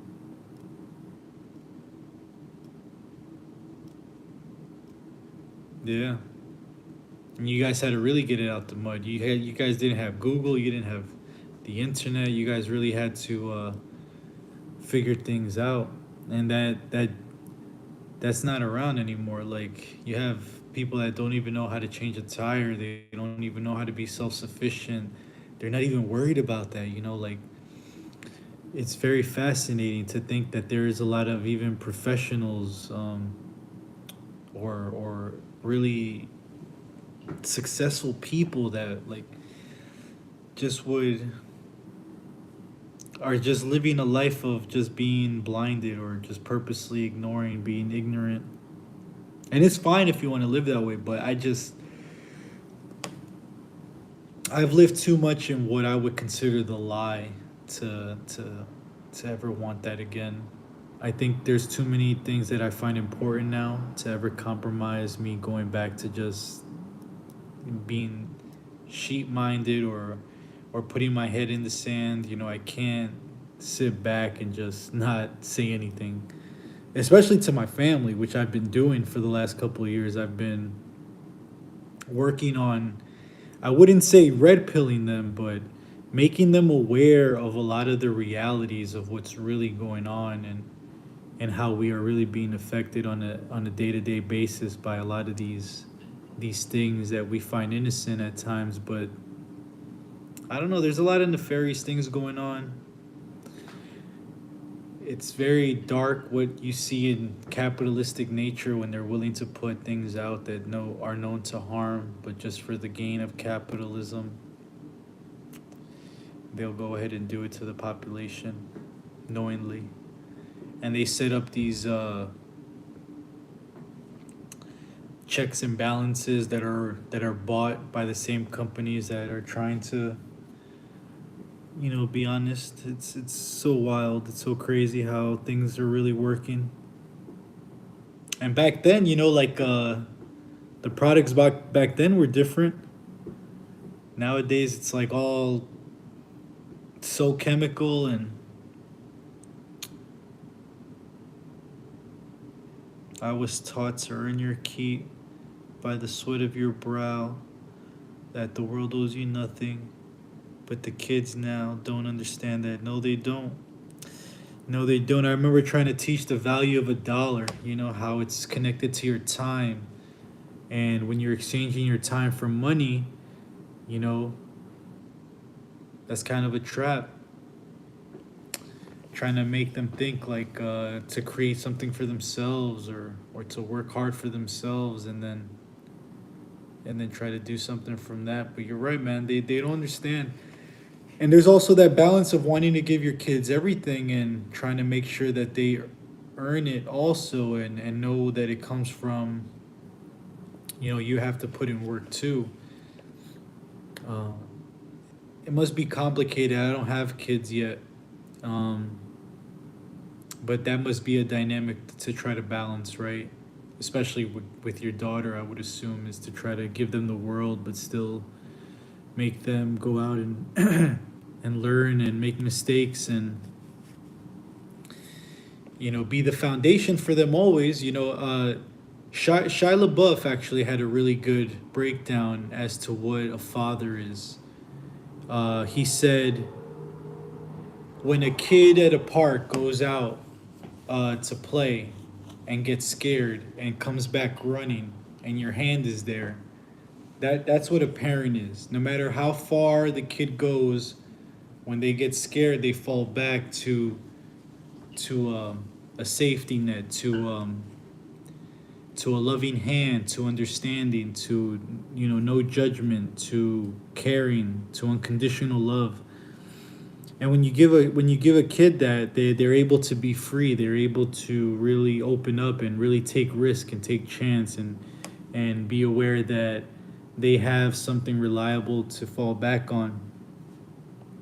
I think that's really important to understand that as a parent, that's what you are.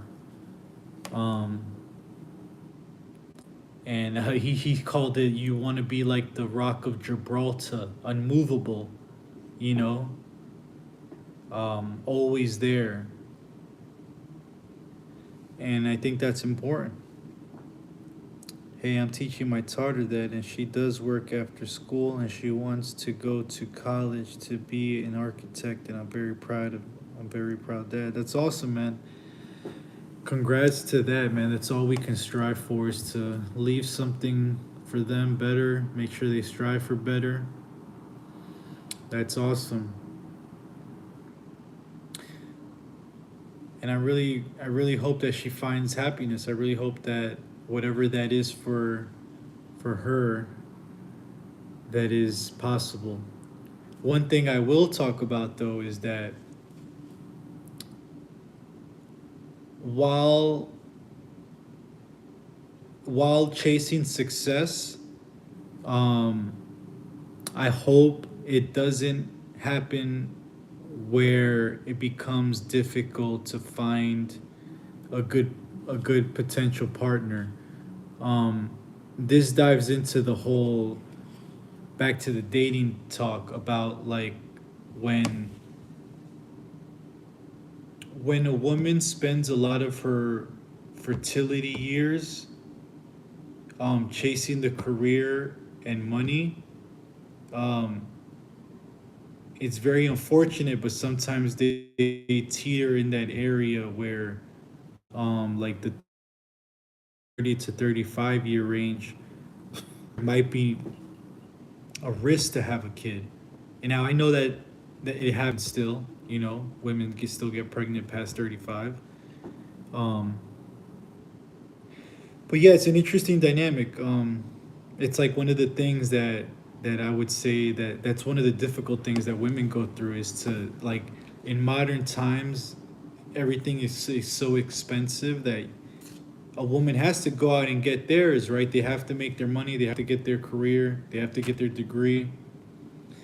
And in doing that, do you put off potentially finding the right guy at your peak, between like 22 to, let's say, 28? Like a woman's real peak of like finding a guy, having kids. And you know, there's a lot of studies that show that women find a lot more happiness in cultivating a family and kids than chasing a career. Um, Biologically speaking, men are more inclined to want to work, to want to provide, to want a provision for a family, and women usually want to be provision for and just focus on the kids and family because they get pregnant for 9 months and they have to rely on a man. Like if it goes back to biology, like like they had a lot of reliance on that man to protect them, provide for them. And now we're in modernity, so when they get to that point of independence, the woman is independent of what? Of men. Usually that's why they say that. But when men get successful, they say, wow, now we can provide for a family. Um,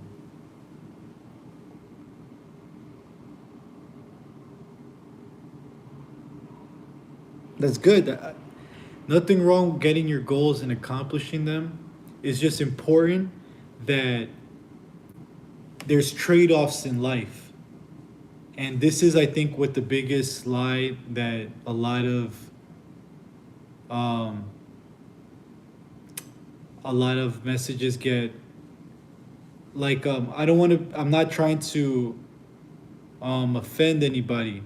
I'm just saying that feminism would say, yeah, go chase your career, prioritize you being successful, but there's a trade-off with that they don't talk about. That when they become super successful, I talked about this earlier, now they only look at men that are going to be at that level or above. And what happens is that guy has no problem dating down a less successful woman, a more feminine woman, a more woman that's more dependent on a man, rather than an independent woman that might be seen more as that equal. Um, so while it's awesome to be successful, to be very independent and get your goals in life, there's a time clock more on the feminine than the male due to biology. The fertility biology, the window is a lot smaller. The male can still procreate into old age. But I'm not saying there's anything wrong. I'm just saying that that aspect needs to be aware that there's that trade-off, that if you're going to focus on that one thing of being successful in your career, and be well established, by the time you get there, you might have ostracized yourself and traded off the happiness of having a family and kids. If you got past, sorry, there's a bug. If you got past that window of fertility. So I'm not saying that's going to happen. I'm just saying that it's important to be aware of that aspect, that it doesn't get brought up enough. That independence also comes with a trade-off. Because also a very successful man wants a woman that needs to be dependent. An independent woman isn't necessarily that attractive to a super masculine man. I'll give you an analogy. So think about two people walking down the street and you're about to cross them.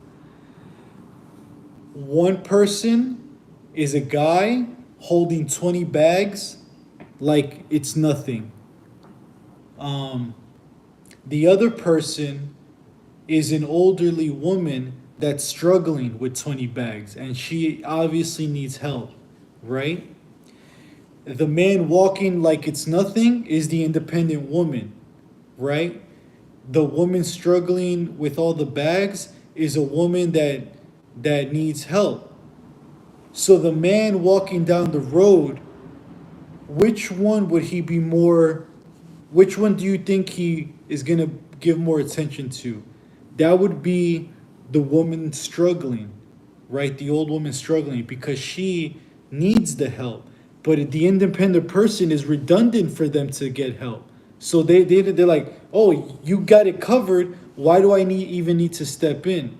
And that can potentially be that independent, successful woman that is walking through life acting like she doesn't need a man. She's gonna ostracize herself probably from the men that she wants. So, completely cool, completely awesome that um, she's getting all that, but to understand that there's that potentiality of a trade off. Hey, I teach her don't always depend on anyone, always look out for yourself, but find someone that has the same goals in life so you can be compatible. That's very true. That's good advice. And it's good that you're in her life. You know, it's good that she has a brother that's 38. I'm sure that you guys aren't going to allow her to get with some sleaze bag. So that's another thing I brought up before if you were here for it. I talk about how important it is for a woman, especially looking for a mate, to have strong males in her family that can weed out and see through the emotion, because women are driven from emotion. So she can interact with the guy that just makes her feel like they're compatible, right? Like, you know, us as guys, we know how to spit game. And when we find a little wiggle room, we can really press it. So it takes the male to then meet the guy and assess, is this good potential for my daughter? Is this guy good enough for her? Is he going to provide her with what she needs?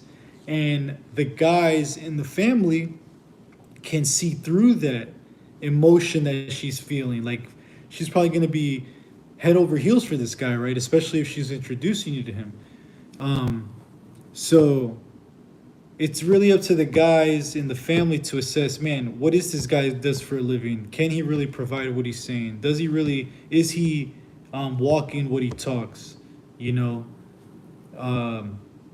So I'm glad you're teaching her that stuff, and it's important that you're in her life because she needs that foundation.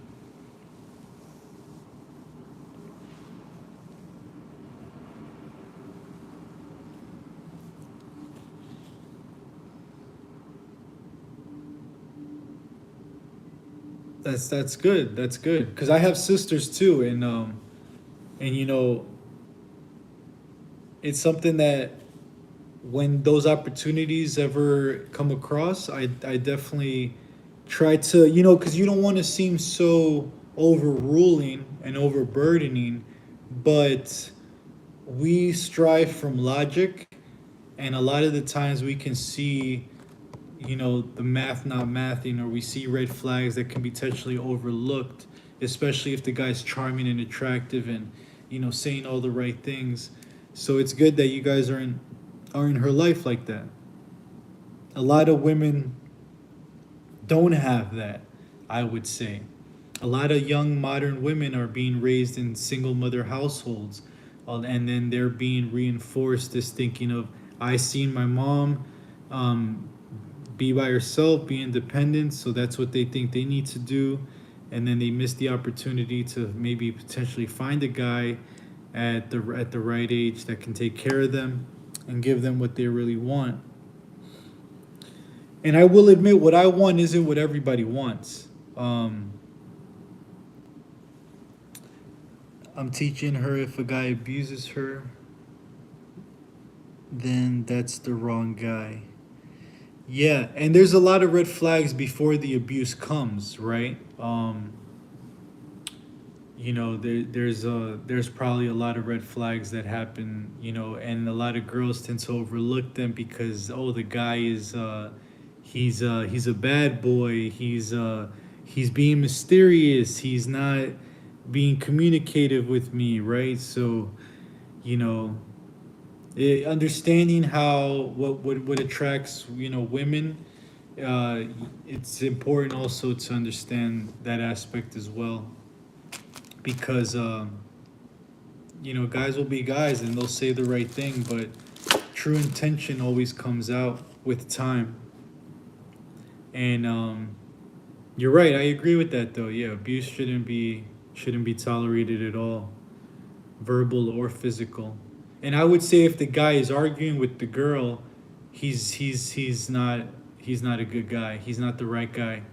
because that means he's not in his frame. If he needs to argue, then he doesn't know himself. He's not in the masculine position. He sees himself as that equal, and women don't find that attractive. They just don't. Um,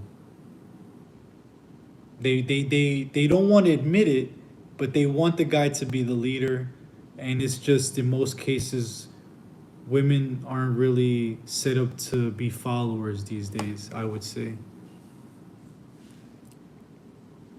Right. I agree with that. Love isn't supposed to hurt. That's why I'm aiming for alignment.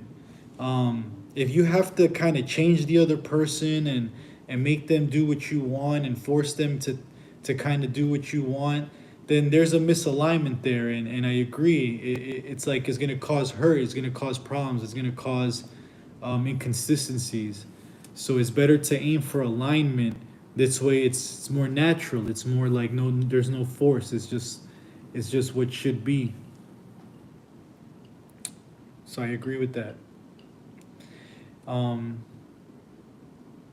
But yeah, I have a sister, and she's nearing, she's 30. So I kind of I had this talk with her that, you're reaching that age, and there's a lot of things that show that at some point you might want to have your own kids, and if you age out of that range, it's gonna be pretty impossible. Not impossible, but it's gonna be pretty difficult for you to have your kids. So you either want to be a cat lady or you want to try to cultivate a family, and that's an awkward talk to have. But I think me as an older brother, understanding what's going on, she says she understands and she knew, but that realization, I think that conversation had to happen at least so we're on the same page, because I don't know, I think it's difficult for, I don't know, that situation is different, but anyhow.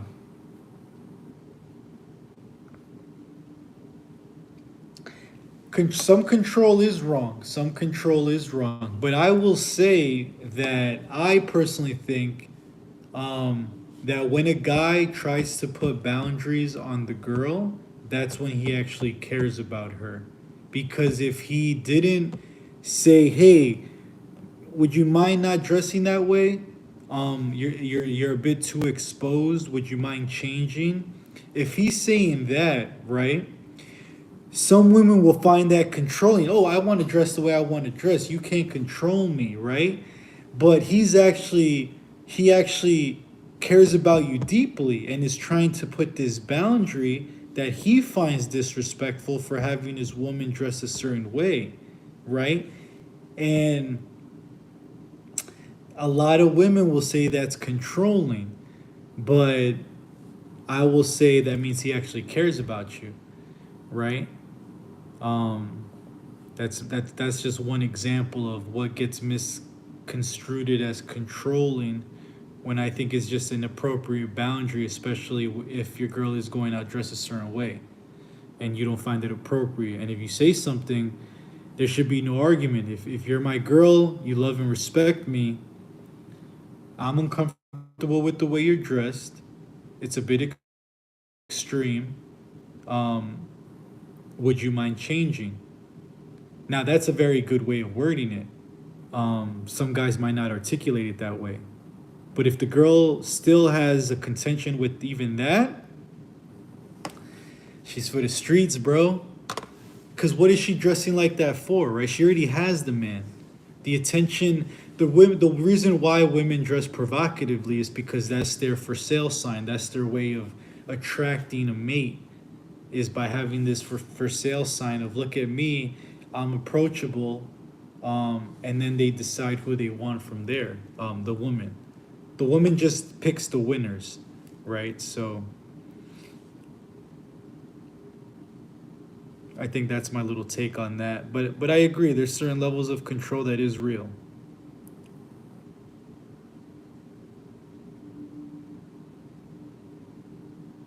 I agree. And you're right. And if you have to over force that control and she's so combative to that, then I agree. You not only will you push them away, but you'll probably become unattractive, and that probably isn't who you want to be with anyway as the guy. Like if you're saying if you're trying to put a boundary and she's being combative to a reasonable boundary, like the dressing example, if she's being combative to that, then you're right. If you try to overforce it, you're gonna push her away. But if you're overforcing it, or if she was combative to it, I would say she wasn't the right one anyway. Because the right one would respect that and would understand, like, hey, you know what? He's right. My boobs are out. I am with him already. What am I really showcasing this for? But you're right. There are levels to that controlling. And I think you're right about that. Like when it's a forced thing, you're gonna push them away naturally, and probably for the best. It probably wasn't for you. Um,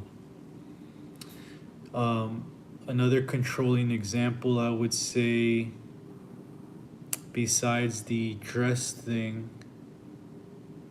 Oh, going out with your friends. That's another thing that so it's my friend's birthday. They're going out to the club. I'm personally not a club person, but let's say you were with someone that you met at a club, fine. Now you're with me. The only reason why you were at a club was for that for sale signing, right? For that showcasing. So the friends are usually a bad influence. If you have single friends and you're in the relationship, usually misery loves company. So those single friends will say, "Oh, come out to the club with us. We're going to get lit." And your girl's going to be like, "I'm not going to talk to no guys. Trust me, babe. You know, this and then the third." But this is what happens. They're out in the club, right? There's alcohol. Guy in the section with the chain on, maybe somebody that she finds more attractive than you. Her being in that situation opens up the possibility for things to happen to you negatively. So for you as her man to not want her to go out to a club is reasonable. I mean, if you go, that's one thing. But essentially,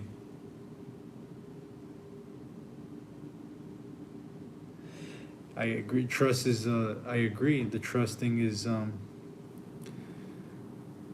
yeah, loyalty. That's the one thing that they need to be providing like willingly, like no throughout the whole thing is that loyalty thing, and the way we show loyalty is by protecting them, by dying, be willing to die for them. Right, a situation happens, I'm gonna stand up and protect you. That's how we show loyalty, right? They show loyalty by not sleeping with other people, by not being promiscuous, by not showcasing themselves to others that should be for us, right? In some cases, even Instagram is cheating to some guys. If I have a girl and on her Instagram, she's posting pictures of herself, of her body, right? I'm going to tell her to not do that, to make her Instagram private. You're with me now, right? That for sale sign now comes off. Some girls would say that's controlling. But what happens in Instagram? They put up one picture, they get flooded with DMs. All it takes is one blue check mark guy. All of a sudden, she's being flown out to Florida. So I agree that, like, you need to have the trust, but some girls would say that that's a boundary that's too extreme because they don't want to take that for sale sign off. And if they don't want to do that for you, then that means you're not the right guy for them. That means they're still looking. They're still vetting options, as they say. You don't have it all that they want. You might have some of it. You might have a lot of it. But you don't have it all enough for them to want to take it off, the for sale sign. And this is why I'm having such a, I'm very particular as to what I want. And not a lot of guys will keep fighting for what they want. They're gonna settle. They're gonna just deal with what they can get. So I'm trying to learn. I'm trying to deal with that abundance mentality. Like, I'm working on myself. Girls come along, they come along. Whatever in my vicinity. You know, I'm not saying to outwardly ignore girls. Just don't chase a girl. You know, get the number, call her, invite her out. Oh, I got work that day. I'm busy. Cool, no problem. I already invited you out. I'm not inviting you out again. So not for me. Guess it wasn't it. Or if it was it, if she was really feeling me, she would naturally say, "Hey, I'm working tonight, but I'm free this day. How about we rearrange it for that day?" You know, so if she's not, you got to look for the signs. You know, if she's not following up with interest, it's a dub. It's not it. And I'm focusing on where the attention's given back, and that's where I'm leaning towards. I'm not trying to waste my time and trying to convince somebody to like me, trying to convince somebody that they need to be with me. Like, nah. And I think it's important to keep that in mind.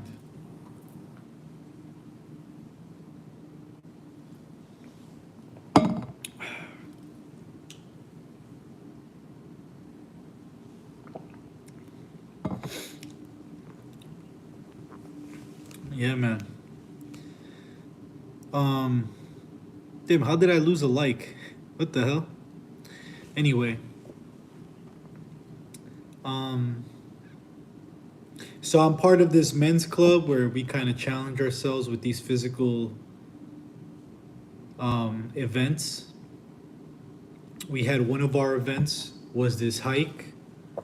Our second event was called the Hardest Mile, which I have it on the YouTube if you want to check it out. And then we have another event coming up on the 27th, which is in a couple of weeks, where we're going to do another hike. It's a 4-mile hike. It's supposed to be more extreme. I'm going to document it, make another video. And that's just what it is. It's like, just try to live life. I was doing a lot of not living life, not really doing things, but now it's like all I want to do is now just do what my passion is, work my job, save up my money, put that into real estate, put that into to my business, and just try to lead by example. You know? And it's cool because like a lot of people in the group, we're learning from each other. There's professionals, there's people that are super successful. So I'm able to be around these people, to ask them questions, to learn from them. And I think we all have a battle amongst each other. You're never battling anybody. I always like that quote. It's like no one's ever against you. You're only against yourself, right? And I think a lot of the times when you just sit around talking about your problems or just talking or just thinking and you're not doing anything, you're not going to get any results. So now I'm just not that I was doing that. I was always doing something, but now I'm just more aware of how important it is to just take active action, like actively be intentionally thinking about action, about what you're doing, what to do, what's next, what step that you can do right now to get you to where you want to go. Like, I'm constantly thinking about that. I'm constantly working on something. I'm constantly trying to get better at something. I'm constantly trying to just be the best version of myself, because that's the only thing that I can actually work on. That's the only tangible control that I have, is that. And that's powerful, right? Because that's limitless almost, right? How much effort are you going to put into yourself? That's like a limitless thing if you really space it out, right? I'm not saying to overwhelm yourself.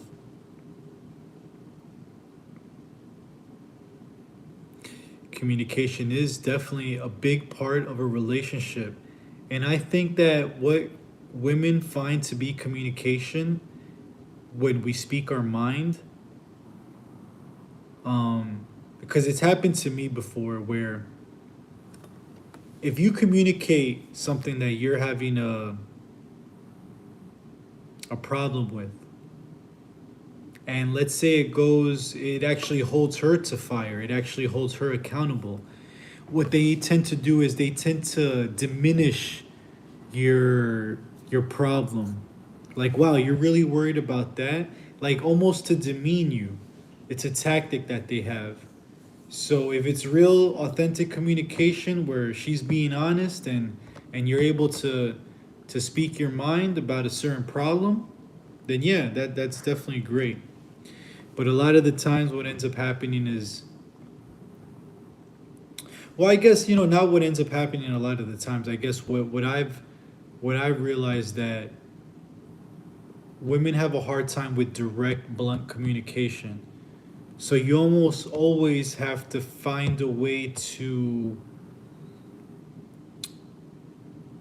word it and phrase it in a way that won't be triggering. Because once they get triggered, it's like all they see is red, like a bull. It's very wild to see it in action. And now I realize now how many times I've kind of influenced the triggering by being purposely, I guess, passive aggressive, right? With what I would be saying.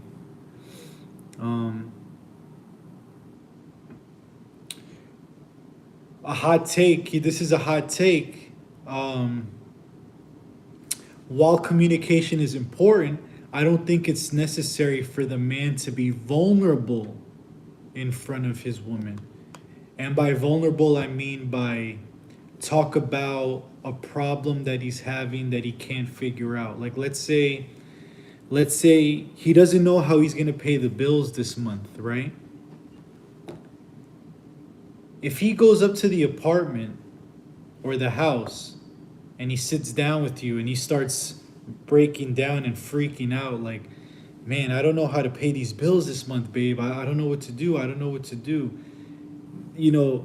That kind of communication can be a big turnoff, especially if you're supposed to be the leader in the relationship, right? You're supposed to be the provider. You're from the military. You're supposed to be the general on the field. You're supposed to be the commander, right? What if your commander came into the barracks and was like, guys, I don't know what to do. I don't know what the plan is. I don't know how we're going to get out of this situation. You're going to be like, what the fuck? Like, who is this guy? How are we supposed to be led by this, right? Same thing in a relationship. Now, women won't admit this, but they want a commander. They want a leader. They want a guy that's smarter than them. They want a guy that's more competent than them. They want a guy that's more financially better than them. They want a guy that's, pretty much physically better in every regard, essentially, right? They want a guy that's better, but they want them to be treated as an equal. And that's almost like a general, that's almost like a private going up to the general and being like, I don't like the way you said that order. You need to rephrase that right now. Otherwise, I won't do anything. Like, what? That would never happen. I see a problem. I confront it right away and we discuss it. Exactly. And that's masculine of you. You stop it right there. You address it. You say, hey, I don't like this. Either we correct it or it's going to be an issue. And either they fall in line or they hit the bricks, right? Because you set a boundary. You found something that you needed to discuss, and that's what it is. If they don't acclimate, then you disengage. I don't know if I was going to say something funny, but I couldn't think of the right synonym. I don't know. But that's my take on that dynamic with leadership. And like a lot of women these days aren't taught on how to be followers. It's just what it is, man. They're out there getting it their own, being their own boss, and what comes with that is when they try to get a relationship with the guy that they want to be a leader, they don't know how to fall in line with that until it's a really, really super successful guy that they have no ability to say anything, because the guy's gonna say, yo, you want to be with me? Like, you either fall in line or you're off the ship. And girls respect that mentality. Unfortunately, that is just the reality.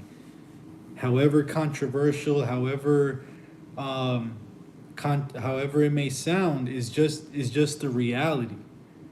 And there are girls out there that will do 50-50, that will build with a guy that is still on the lower totem pole. There are some women out there that will do that. But I will say those are far and few between. And I will say that um, most girls, most women these days, they want to move into the castle. They don't want to help you build the castle. They want the castle and you already built. They want it already established, and they just want to come in and make it look pretty, and that's it. A lot of girls these days don't want to come in, and they don't want to, split the rent. What? They don't want to have to, be forced to work a 40-hour job. They don't want that. They want somebody to be the provider. That is just the nature of the biology. And I think that if we're true to that, then we can at least get somewhere. And that's what I mean by alignment. If the woman I'm trying to approach isn't even aligned with that reality, then it's going to be just set up for destruction, and it's just going to be for recreational use only.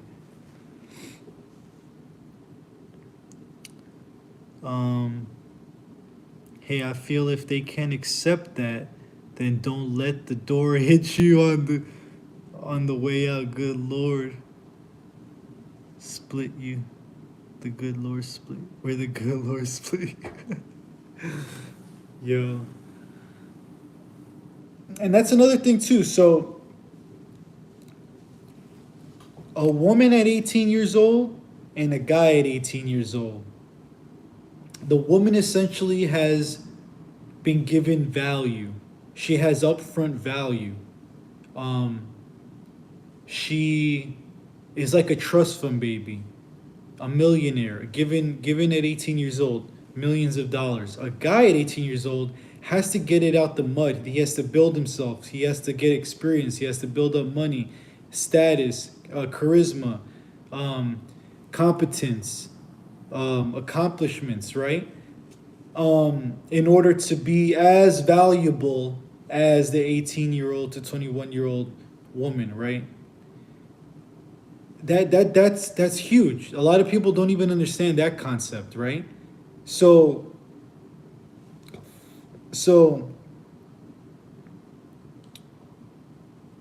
that's just the reality of nature. I don't know why I brought that up.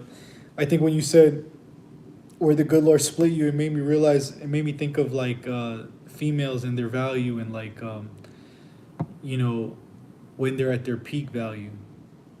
And that's different for us. They think it's the same though. They think they're at their peak when they made their money, when they got their career, when they established themselves. That's when they think they're at their peak. But that's part of the lie, I would say. I'm just honest. A woman tries to control a man with one thing, but 50-50 is best. Hey, if you could get away with it, then fine, right? But when the option for the guy who's going to pay 100% comes along, then that 50-50 thing starts to look a bit crazy for them. But I agree. There are some girls that will do it. Definitely. I agree. And they always do try to control us with that. And when they try to manipulate you with that, it's a dub, man. Forget about that. Because then they think they can control you. They think that because you want that, that's all they need to bring. And that's where they fall with all the other girls. They all the other side pieces, right? If a girl comes to the relationship only thinking that they only need to provide that, then they fall into, why do I need you? I can get that from Becky, from all the other ones, right? But how do you stand out from that crowd? Is you give me the box, and then when I wake up to a clean house. I wake up to you doing dishes. I wake up to you cooking me a meal. You do the different thing than those girls are doing. None of those girls are doing that. That's why they're only side pieces. But if you do something different from the side pieces, that's how you elevate to being wifey. And you can only get that if the guy asks. The guys give the relationships, the girls give the sex.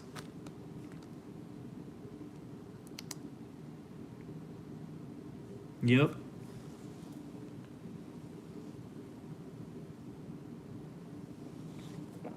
Yo, I'm telling you, like, I was at a party at my cousin's engagement, and when I was in the backyard, there was two girls there that were single, that were over 28, 29 years old.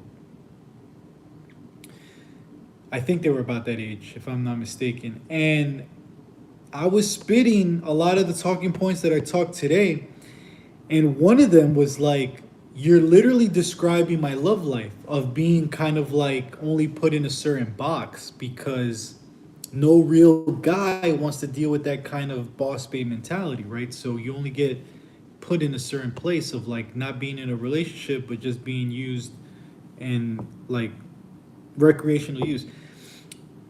And the other girl was like, yo, you're speaking facts, like keep cooking. Like she, like every time I would stop myself and say, you know, I don't want to get too controversial, I don't want to offend nobody, she would be like, nah, keep talking, like you're actually cooking. Because they don't hear this all the time. They just get adored all the time. They get pedestalized by the world. Girls can't do any wrong. You can be a fat slob, you still beautiful. A man could be a woman. Like what? Like there's so much craziness going on. Like that when you talk the truth, when you spit the facts, when I was talking about how I want to have land and cultivate my own land, and when I talked about how I want my wife to just stay at home and raise the family and kids, like when I was saying that, they were like really like, yo, I like that. They want that. They actually find that to be something that they want now, because they see the degeneracy that's going on.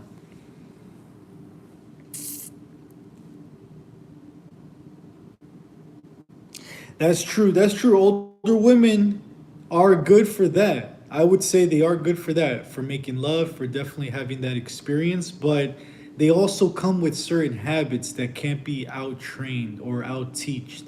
So they do come the way they are, and they do have that sexuality to them. But you know, if they got that sexuality, that means a guy taught them. That means somebody else took their body, took their mind. So you're kind of already competing with their past in a way. But I agree with you that they are good for that. No arguments there. But with the younger woman, you're always gonna have more compatibility, more opportunity for that alignment, because you're able to then be the influence to teach her what you want. You want to be the first guy to, like, you know, implement, you know, or imprint what you want out of her. If you get a girl that's older, I mean, chances are, you know, she's had other guys, other relationships, and those imprints, you're kind of always going to be referenced to that. If you're not better than those guys, right? If they were better than you in certain ways, they're always going to be highlighted to her. So, you know, sexual encounters for sure, recreational use for sure, but for long term, older women come with a lot more baggage.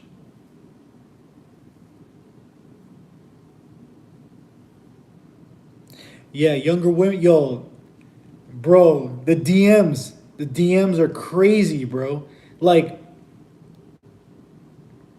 I can only imagine what the DMs are like in some of these girls, like inboxes are crazy. So that's why you can't trust them, because they're being bombarded with opportunity, right? They're being bombarded.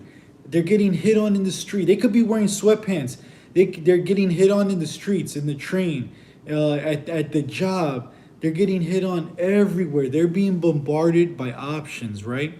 So it's not that they're harder to trust, but you just need to be, they just need to be, have more, you just need to put them in, like, have more boundaries on them, right? Because it's not that you can't trust them, is that you can't trust women, bro. They're gonna do what women do. They're gonna go out that night. They're gonna get tipsy. They're gonna be in their feelings. That guy said the right thing. That guy was wearing the rollie, took him home. Babe, I'm sorry. I didn't even care about him. I didn't even like him like that. It was just a one time thing. We can only trust women to be women, emotional, right? And that's fine. But that's even more so why we have to be the ones to put the boundaries on them, right? Because we're both at a club. She could walk in and choose if she wants to have a sexual encounter that night. We have to go out and make it happen. We have to plan it. We have to premeditate it. We have to have an approach. We have to have game. We have to have the resources, the ambiance. Are we going to be in the section? If you're not in the section, you're not really going to get girls out on the floor.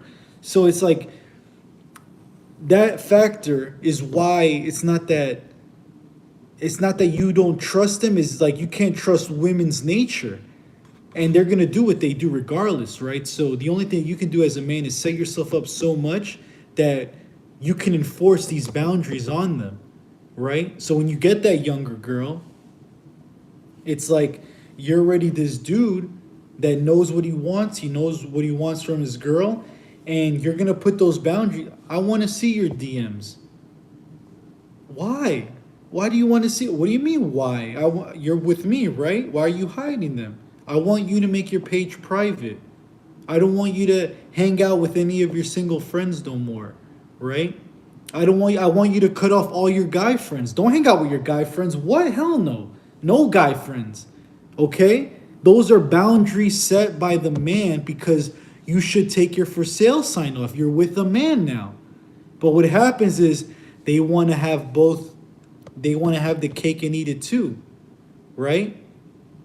They want to have the guy for the security, but then they want to vet other options in case something better comes along too. Nah, not with me. You're with me, you're with me. Everything else gets closed off.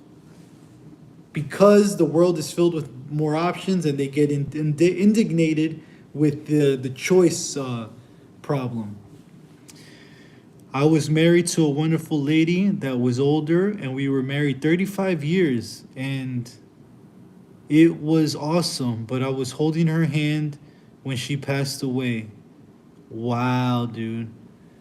I mean, kudos to you, brother. You are a really amazing soul to have really put yourself through that. I mean, and that worked for you, right? That's fine. You know, like that really is beautiful, the fact that you were able to do that in life and then still came out and, you know, found it again.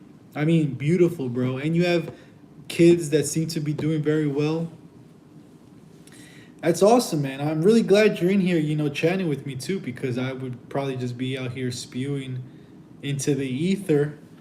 But having this back and forth is actually pretty cool because it's good to hear that someone out there is also thriving and found it, and the fact that, you know, you went through that. I mean, that speaks to how there's situations for everybody, right? Not everybody has to go for one particular thing. Everybody they want to look for what they want to look for, and they want out of life what they want out of life. I just think it's important to understand that a lot of what gets put out as the truth sometimes isn't what the truth really is, and majority of people probably wouldn't do that, right? Majority of people probably wouldn't marry an older person, even though there are a lot of people that do. Most people probably don't prefer that dynamic, and that's shown in studies. That's shown in a lot of different ways how you know, women choose older guys and men choose younger girls, mostly for that procreation, you know, wanting to give offspring thing, biology.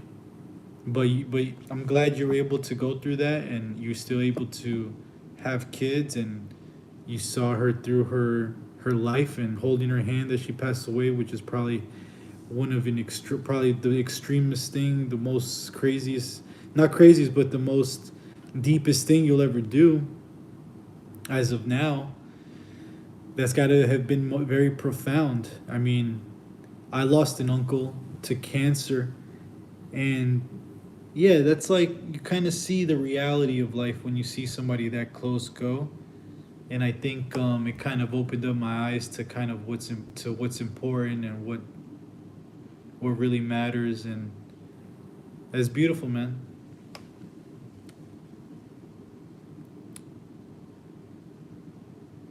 I'm enjoying this chat. Appreciate that. Hey, always remember to believe half of what you hear and half of what you see. That's so true. That's so true. That's so true. It's just crazy too because I'm seeing it so much in reality. Like my dating experience, my what you encounter out there in the real world. It's very fascinating how reinforced it is. What I've been talking about. So while I agree, I do see it, and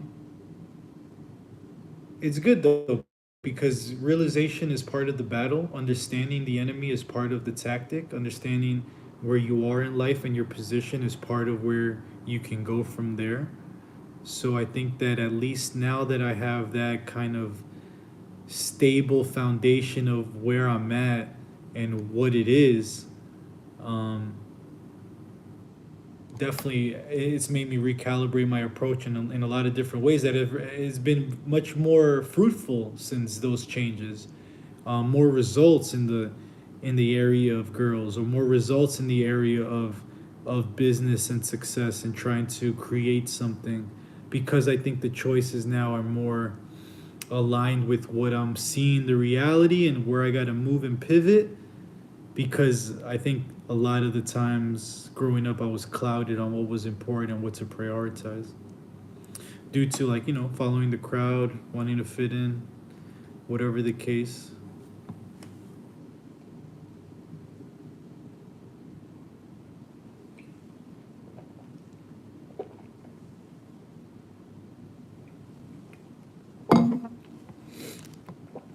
And a lot of things are coming together. So like my YouTube channel, for instance, and all of the stuff that I put out as content,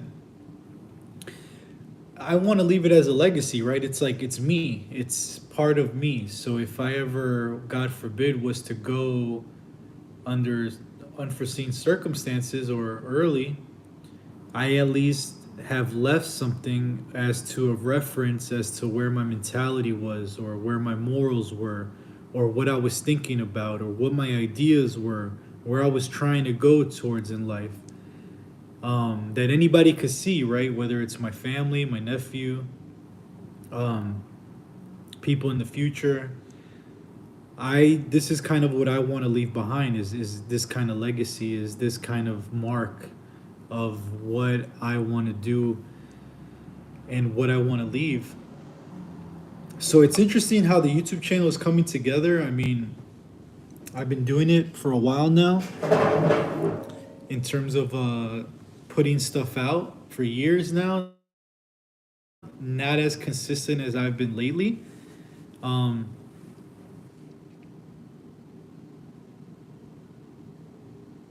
Yeah, that's a good point.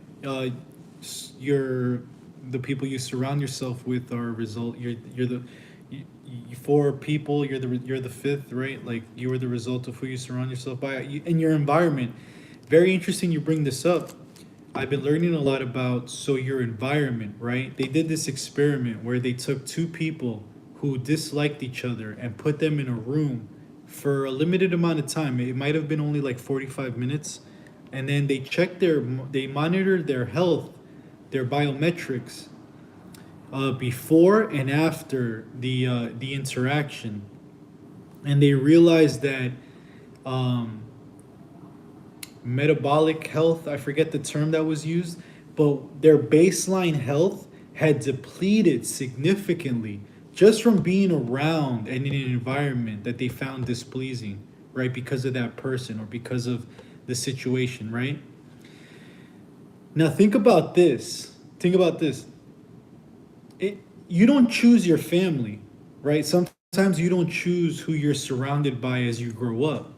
But let's say they were not the best to want to cultivate. I'm trying to say, like, let's say, as an analogy, as to the person sitting in the room for 45 minutes that you didn't like. Let's say you had parents that you didn't like like siblings or aunts or uncles or parents that were were negative or made the environment unthriving.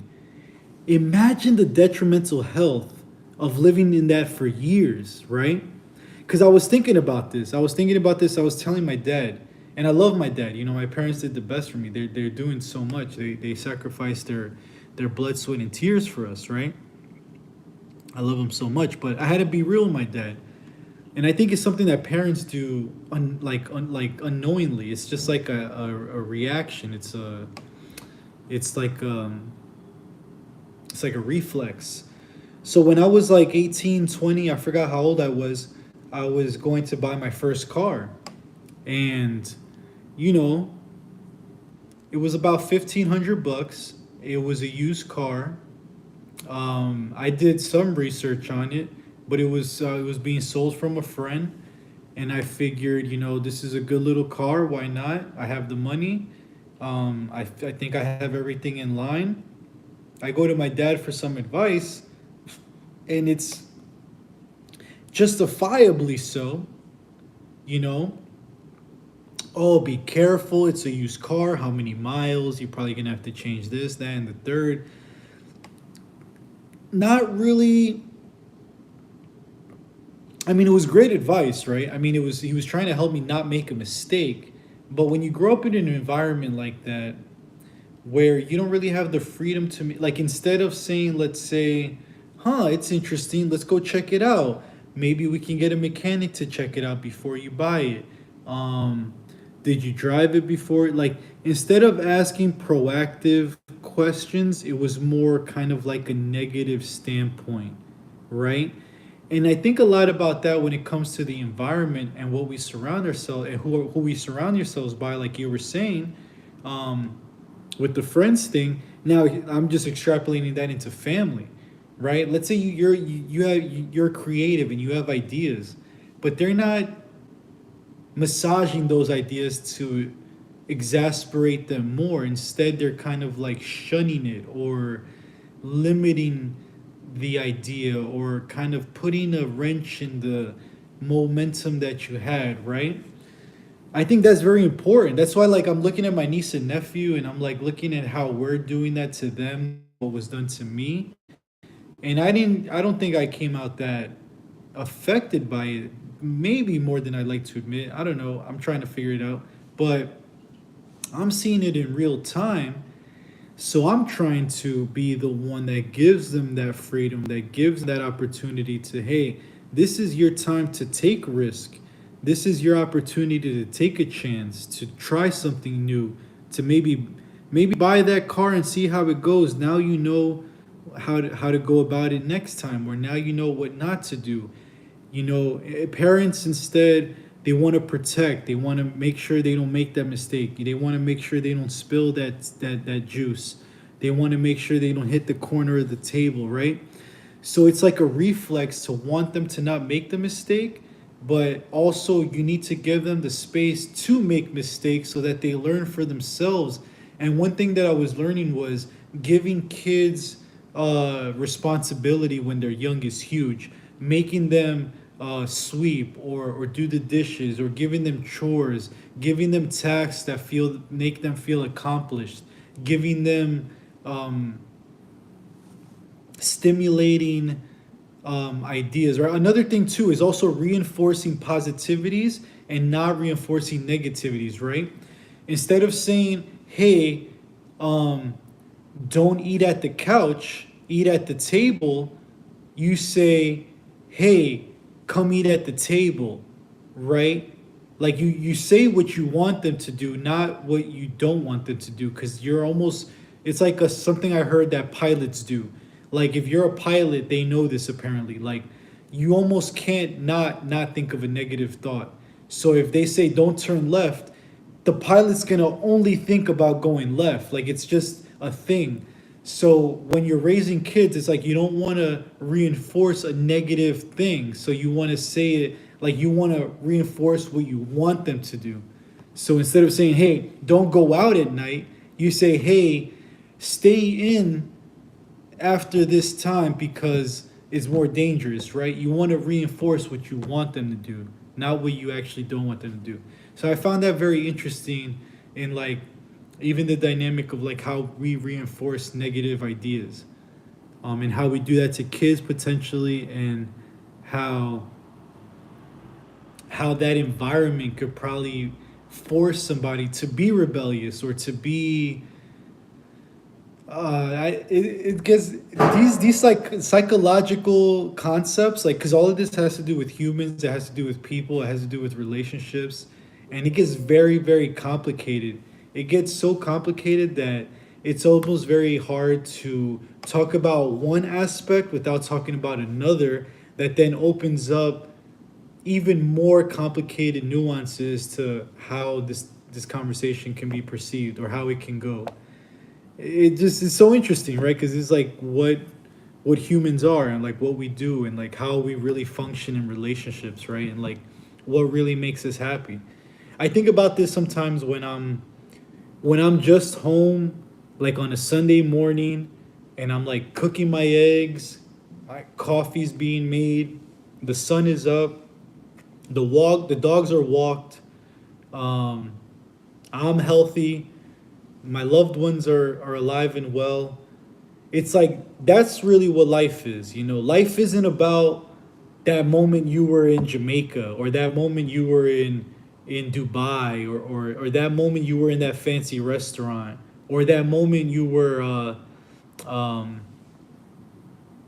well, sometimes it's about when you're having sex with that girl, but I think it's about those moments, the moments that you appreciate when you can appreciate it, what makes you truly happy, and what makes you like really appreciate what life is and how fortunate you are to be in that moment.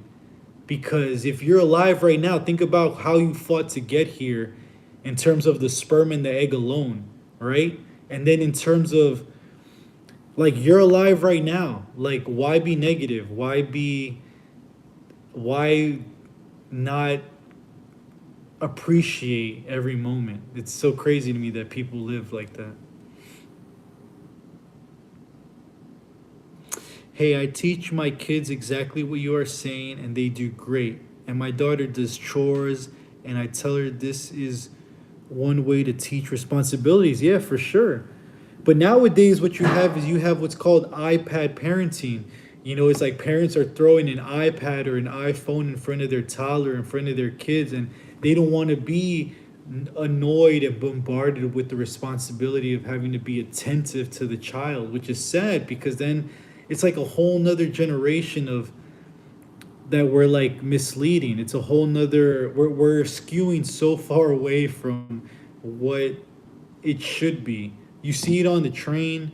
Well, I see it on the train when everybody's looking at their phone. When you make eye contact with somebody, it's taken as hostile rather than just, hey, good morning, how you doing? There's nowhere else to look. Might as well, interact with someone that's in front of me for 45 minutes on this train. Instead, we rather look at our phone with no service and act like we're scrolling through something rather than look awkwardly at somebody. And it's like that inability to look at somebody and have a physical interaction with them. That's what's being more and more evolved into us because of this technology and the way that we're growing up and the way that parents are like really so stretched thin from having to work, cook, pay bills, do this, pick up the kids, traffic, parking, doctor's appointments. They're so stretched thin that they're not even able to put the energy in what's really important, and that's the attentiveness of the next lineage, of the next generation. And they kind of want us that way, right? The establishment, the industries, they want us, the corporations, they want us to be so busy about how to make money, how to pay the bills, that we get away from what's important, from drinking clean water from a spring, from growing your own food, from knowing how to like be self-sufficient. And it's getting frustrating that like I feel like I'm the only one that's in this world of like trying to learn. Like I bought medical books. I'm not even a doctor. I just want to know the basics. I bought a lot of material. So if things hit the fan, I'm good. I'm just trying to do my own thing.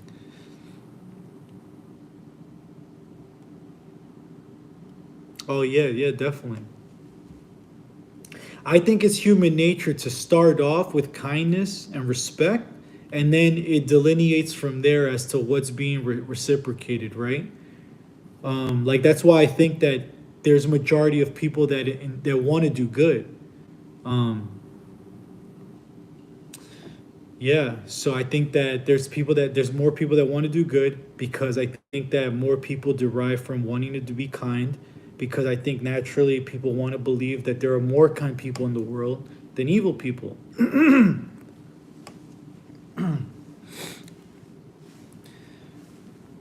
I'll put on. It's getting kind of nippy in here. Got to throw on the jacket on you.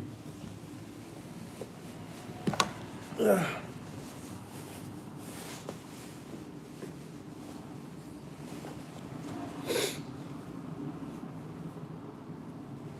Yeah, you actually made this overnight go by, man, because usually I'm over here just yapping. Um, but it's almost 4 in the morning. My overnight shift ends at 7 in the morning. Um, and I'm just, working this W-2 job. And on the side, on my off time, I'm just trying to focus on how to scale up my business, on how to get better at video editing because that's kind of what I do, and I make videos, and I just think that that's what I'm gonna do, and I have a lot of ideas, and I'm taking way more action about it. I'm not gonna dive into too many deets because I want it to be kind of a like premiere stuff. Also, I don't want some ideas to be taken because nowadays it's like something, it's all over.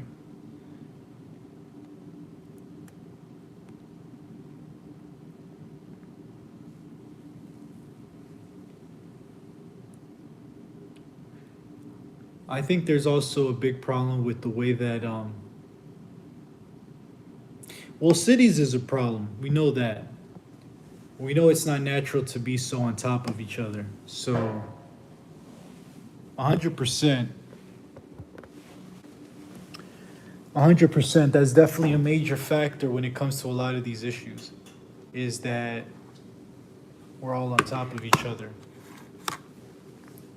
Another thing is, I think I was researching a little bit about curriculum in school. So I forgot who, Randall Hirsch. I forgot who originally introduced the formula or the way that curriculum was introduced to schooling. And it's very fascinating, man. It's very fascinating.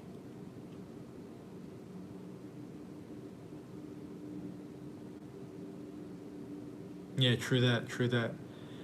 Praise sometimes can be hidden way to, it could be a way to hide envy. Um, I agree. And where was I going with that before? Oh yeah, school. And they originally hit, so when they had, all right, I'm gonna overlook some details, but essentially the story goes that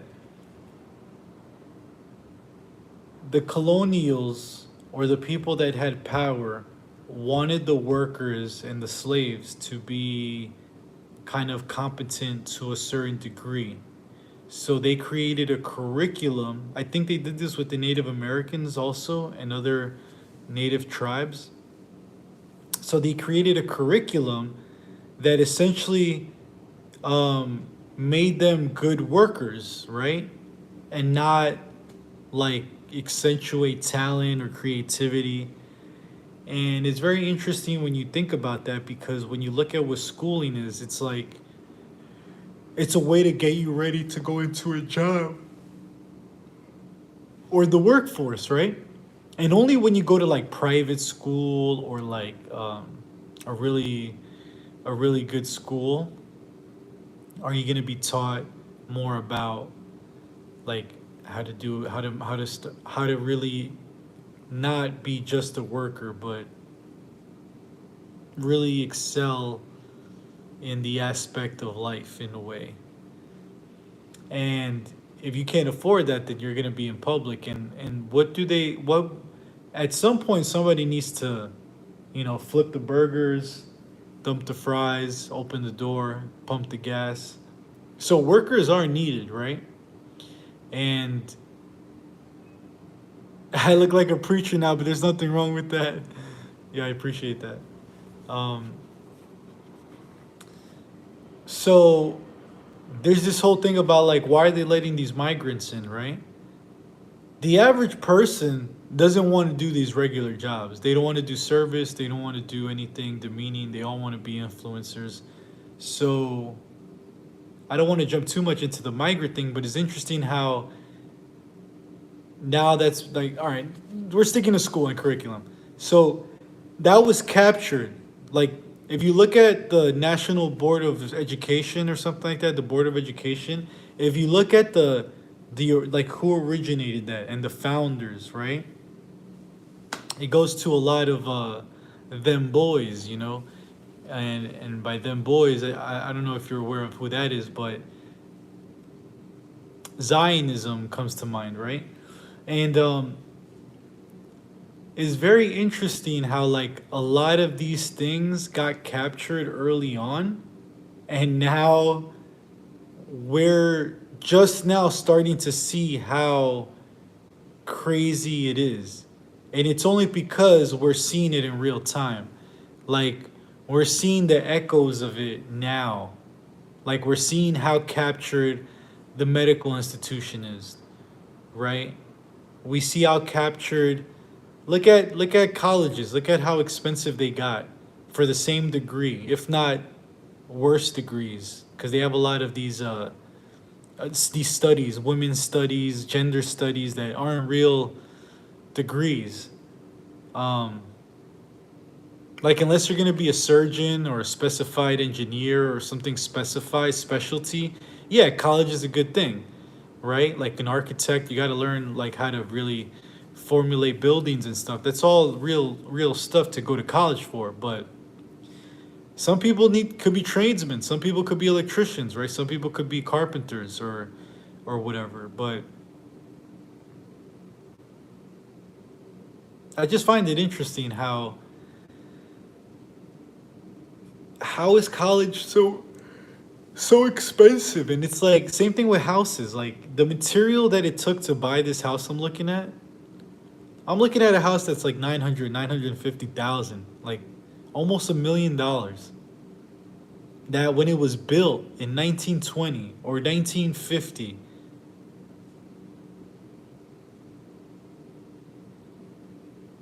it's like the material cost is not 900,000, right? But you're paying like 5 times more just because of manipulated inflation and manipulated markets and manipulated everything. And that's not to complain, it's just to talk a little bit about the generational differences, right? Like at your age, like I don't know if you own your home, but I'm sure whatever it costs at the time you bought it was reasonable. Or at least it might have been outrageous at the time, but it still wasn't as outrageous as it is now. And it's like the generation that I'm in has to worry about that. And it's almost like the generation after us, it's going to be very, very tough for them to buy or for them to even be thinking about it with the way things are going.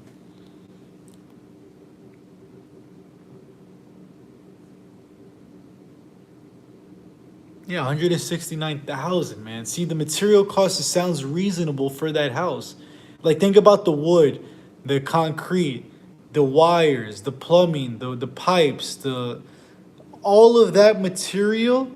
Like, what is the value of that? Then, of course, the lot land, there's gonna be some value there if there's water, if there's an upcoming neighborhood. I get that there is value there, but I'm paying if I'm looking at a house that's 900,000. The material value is probably, let's put it at a reasonable 250, maybe 300,000, right? Material value. And then the lot value is like another 600,000, another 500,000 for what? Crazy. Crazy. And then so that's why I'm looking at outside markets too, because like to do it here in New York is like you need to be super well established, right? And you need to have like had that plan from young, saving up for that goal. I didn't realize what I was saving up for until it was too late. I made the mistake of going out and renting and kind of like wasting like tens of thousands just to, you know, realize that damn, I should have probably stayed home, saved the money, buy a house, rent out a room, rent out an apartment, buy a multi-unit, and then go from there. I recalibrated now for the last like 5 years, but it's a saving game, right? It's a time game. You got to save up for the down payment. And then COVID happened, so career change there. But not even to talk about my issues, but in general, like I think about the material value and how it doesn't equate. It's like crazy, man. Yo, for real, man.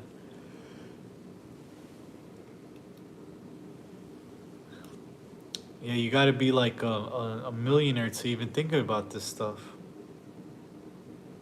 But it's all right. It's all right. Oh shit! Oh, I thought that was Tommy.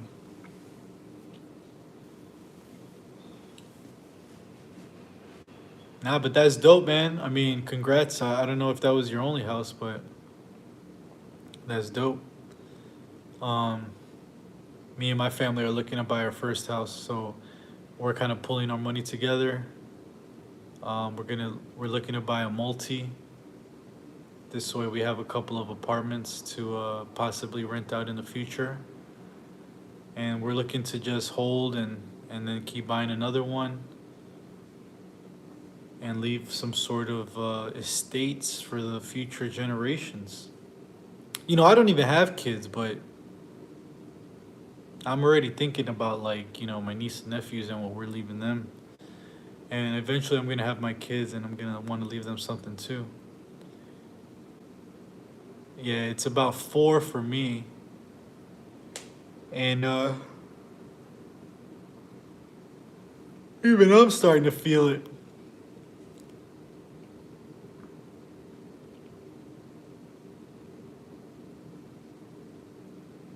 I'm actually gonna call it soon, but it's kind of tough when you're on a roll, so I'm just gonna keep going until it kind of hits a big lull.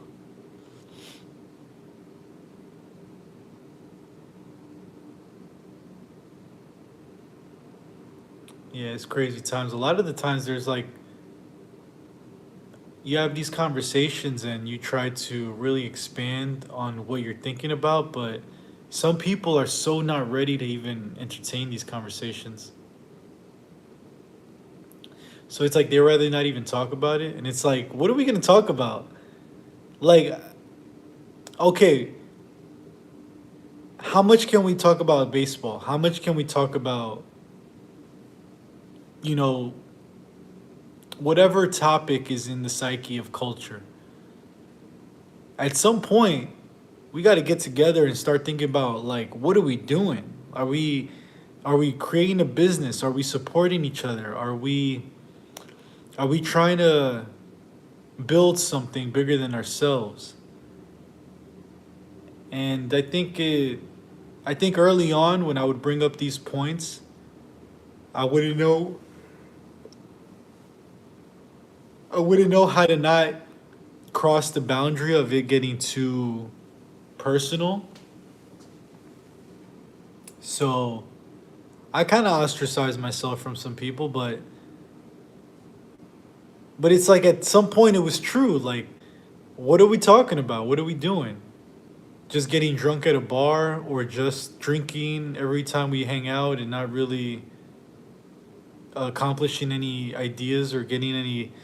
Like, if I'm going to start a business or if I'm going to think about an idea, I would hope that you would want to do that with your loved ones first, right? And the people you care about and the people around you, and then extrapolate from there to potentially get more people under your umbrella.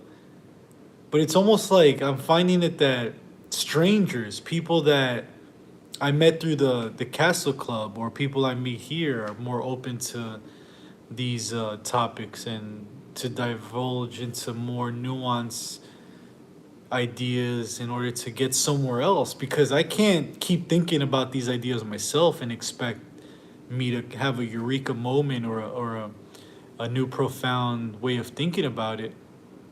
I can only get that from other people.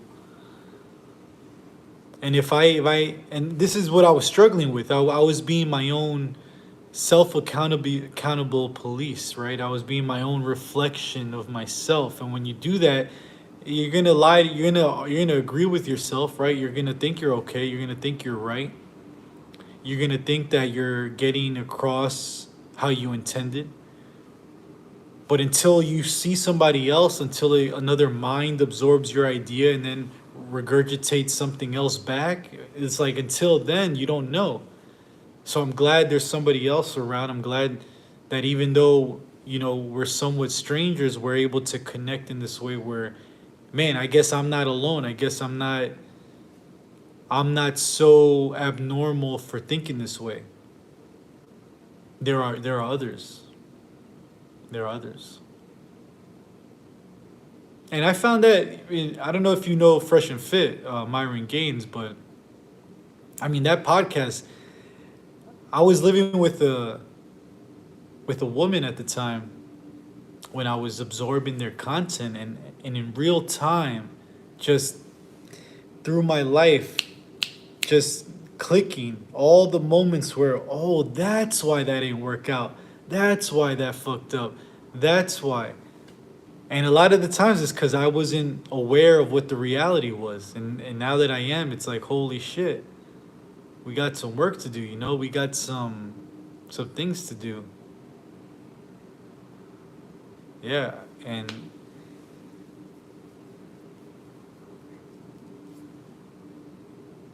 I know I'm not alone, but it's crazy that a lot of the people around me made it feel like, why am I the only one thinking this way? Why am I the only one trying to question these things? And even if they were just thinking it, they didn't say it. They made sure to make me feel like I was the one that was talking too much about it or bringing things up that didn't matter. Very interesting how it works like that. But I'm finding a lot of support, from these places now. And I'm just, like I said, I'm diving more into it. And I'm glad you're here, bro. I'm glad you're around. I'm glad we came across each other. I hope you keep appreciating the future work I put out. I'm trying to just learn as much as I can and share what I know. I have this this thing that trying to always provide value first, and I'm always an open book and willing to share what I know, and I'm willing to absorb any knowledge given. So you don't even have to give knowledge. As long as you want me to talk about something, I'll dive into it. And if you have something to share, I'm open to learning as well, because one thing I know is that there's a lot I don't know. And you really have to humble yourself and understand that there's a lot of work to be done still.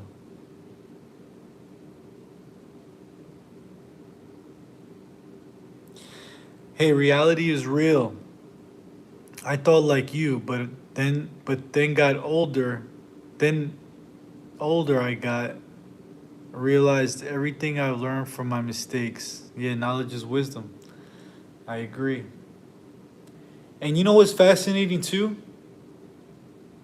That thing about experience and knowledge and wisdom that comes with time. And men, I think, benefit from that. We learn more, we get better, we get smarter. And there's this take that I think is true, that women don't necessarily thrive from that similar type of experience. What I mean by this is trauma creates men. Trauma can fortify a man. An experience, an event can really teach a man. While for a woman, especially like sexual trauma or any kind of trauma really, tends to scar them and wound them in ways where that kind of tends to carry on, and it gets reopened constantly throughout their life. And that's why, another reason why I think men look for younger women, because they just have less trauma. It's like a glass that hasn't been shattered, right? Like a fresh plate. Women of today they don't. That's what I'm saying. They think that they need to go out and experience and learn like a man does, but it's not attractive to us the same way that us being experienced is attractive to them. Let's take sex for instance, right? Like you go to have sex with a girl. Let's say you're a virgin and she's sexually experienced, and you don't know what you're doing. She's gonna be like, what the like, she doesn't want to teach you. She wants a guy who knows what he's doing. And that comes with experience. So when a guy gets with the girl and he's not a virgin, he's experienced, he lays it down. And the girl loves it because of his experience. And the girl, that's just the way it is. Now, let's say a guy was with an experienced girl or a non-experienced girl. He wants the experience, he wants the non-experienced girl, because it doesn't matter to us. We just need a leg, bro. We busting something. But the girl needs that domination, that needs the guy to know what he's doing. Otherwise, it ain't gonna work. So that's just why there's a difference in male and female, because it's just different. And I think a lot of women don't know that. Like you said, you're right. A lot of modern women don't know a lot of these points. That's why when I was at that event, my cousin's engagement party, and I was in the backyard talking about this stuff, they were like, so it was refreshing to them, because what I was talking about reflects what they're going through in life. But they just haven't figured out how to put it in words, or nobody has really said it like that outwardly. And when I was talking my points, I was cooking. They were like, yo, I mean, who is this guy? I was so interesting to them. Oh, hell yeah, bro. Chill. The last thing you want to do is get the wrong girl pregnant. Hell yeah. Be careful with that, guys. For sure. But I will say on that note, I'm going to go ahead and probably conclude this stream. We did a solid few hours. Went a lot longer than I expected. I think I was pretty concise with what I got across. I think if anyone was to watch it back, pretty easy to follow along with what I was saying. Appreciate you, Charles, in the chat. You know, thank you for coming by. I'm going to be doing a lot more of this on Sunday nights, most likely. Seems to be a good moment to go live at 1. And catch me if you're ever up during the day if I'm on. And just keep on you being, brother. Yeah, man. Keep being you, and keep being that example. And appreciate you, brother. Thank you. And I hope you have a good night. And peace, positive, happiness, love, all of that. Spread it. And God bless to you and your family. All right, man? All right, peace.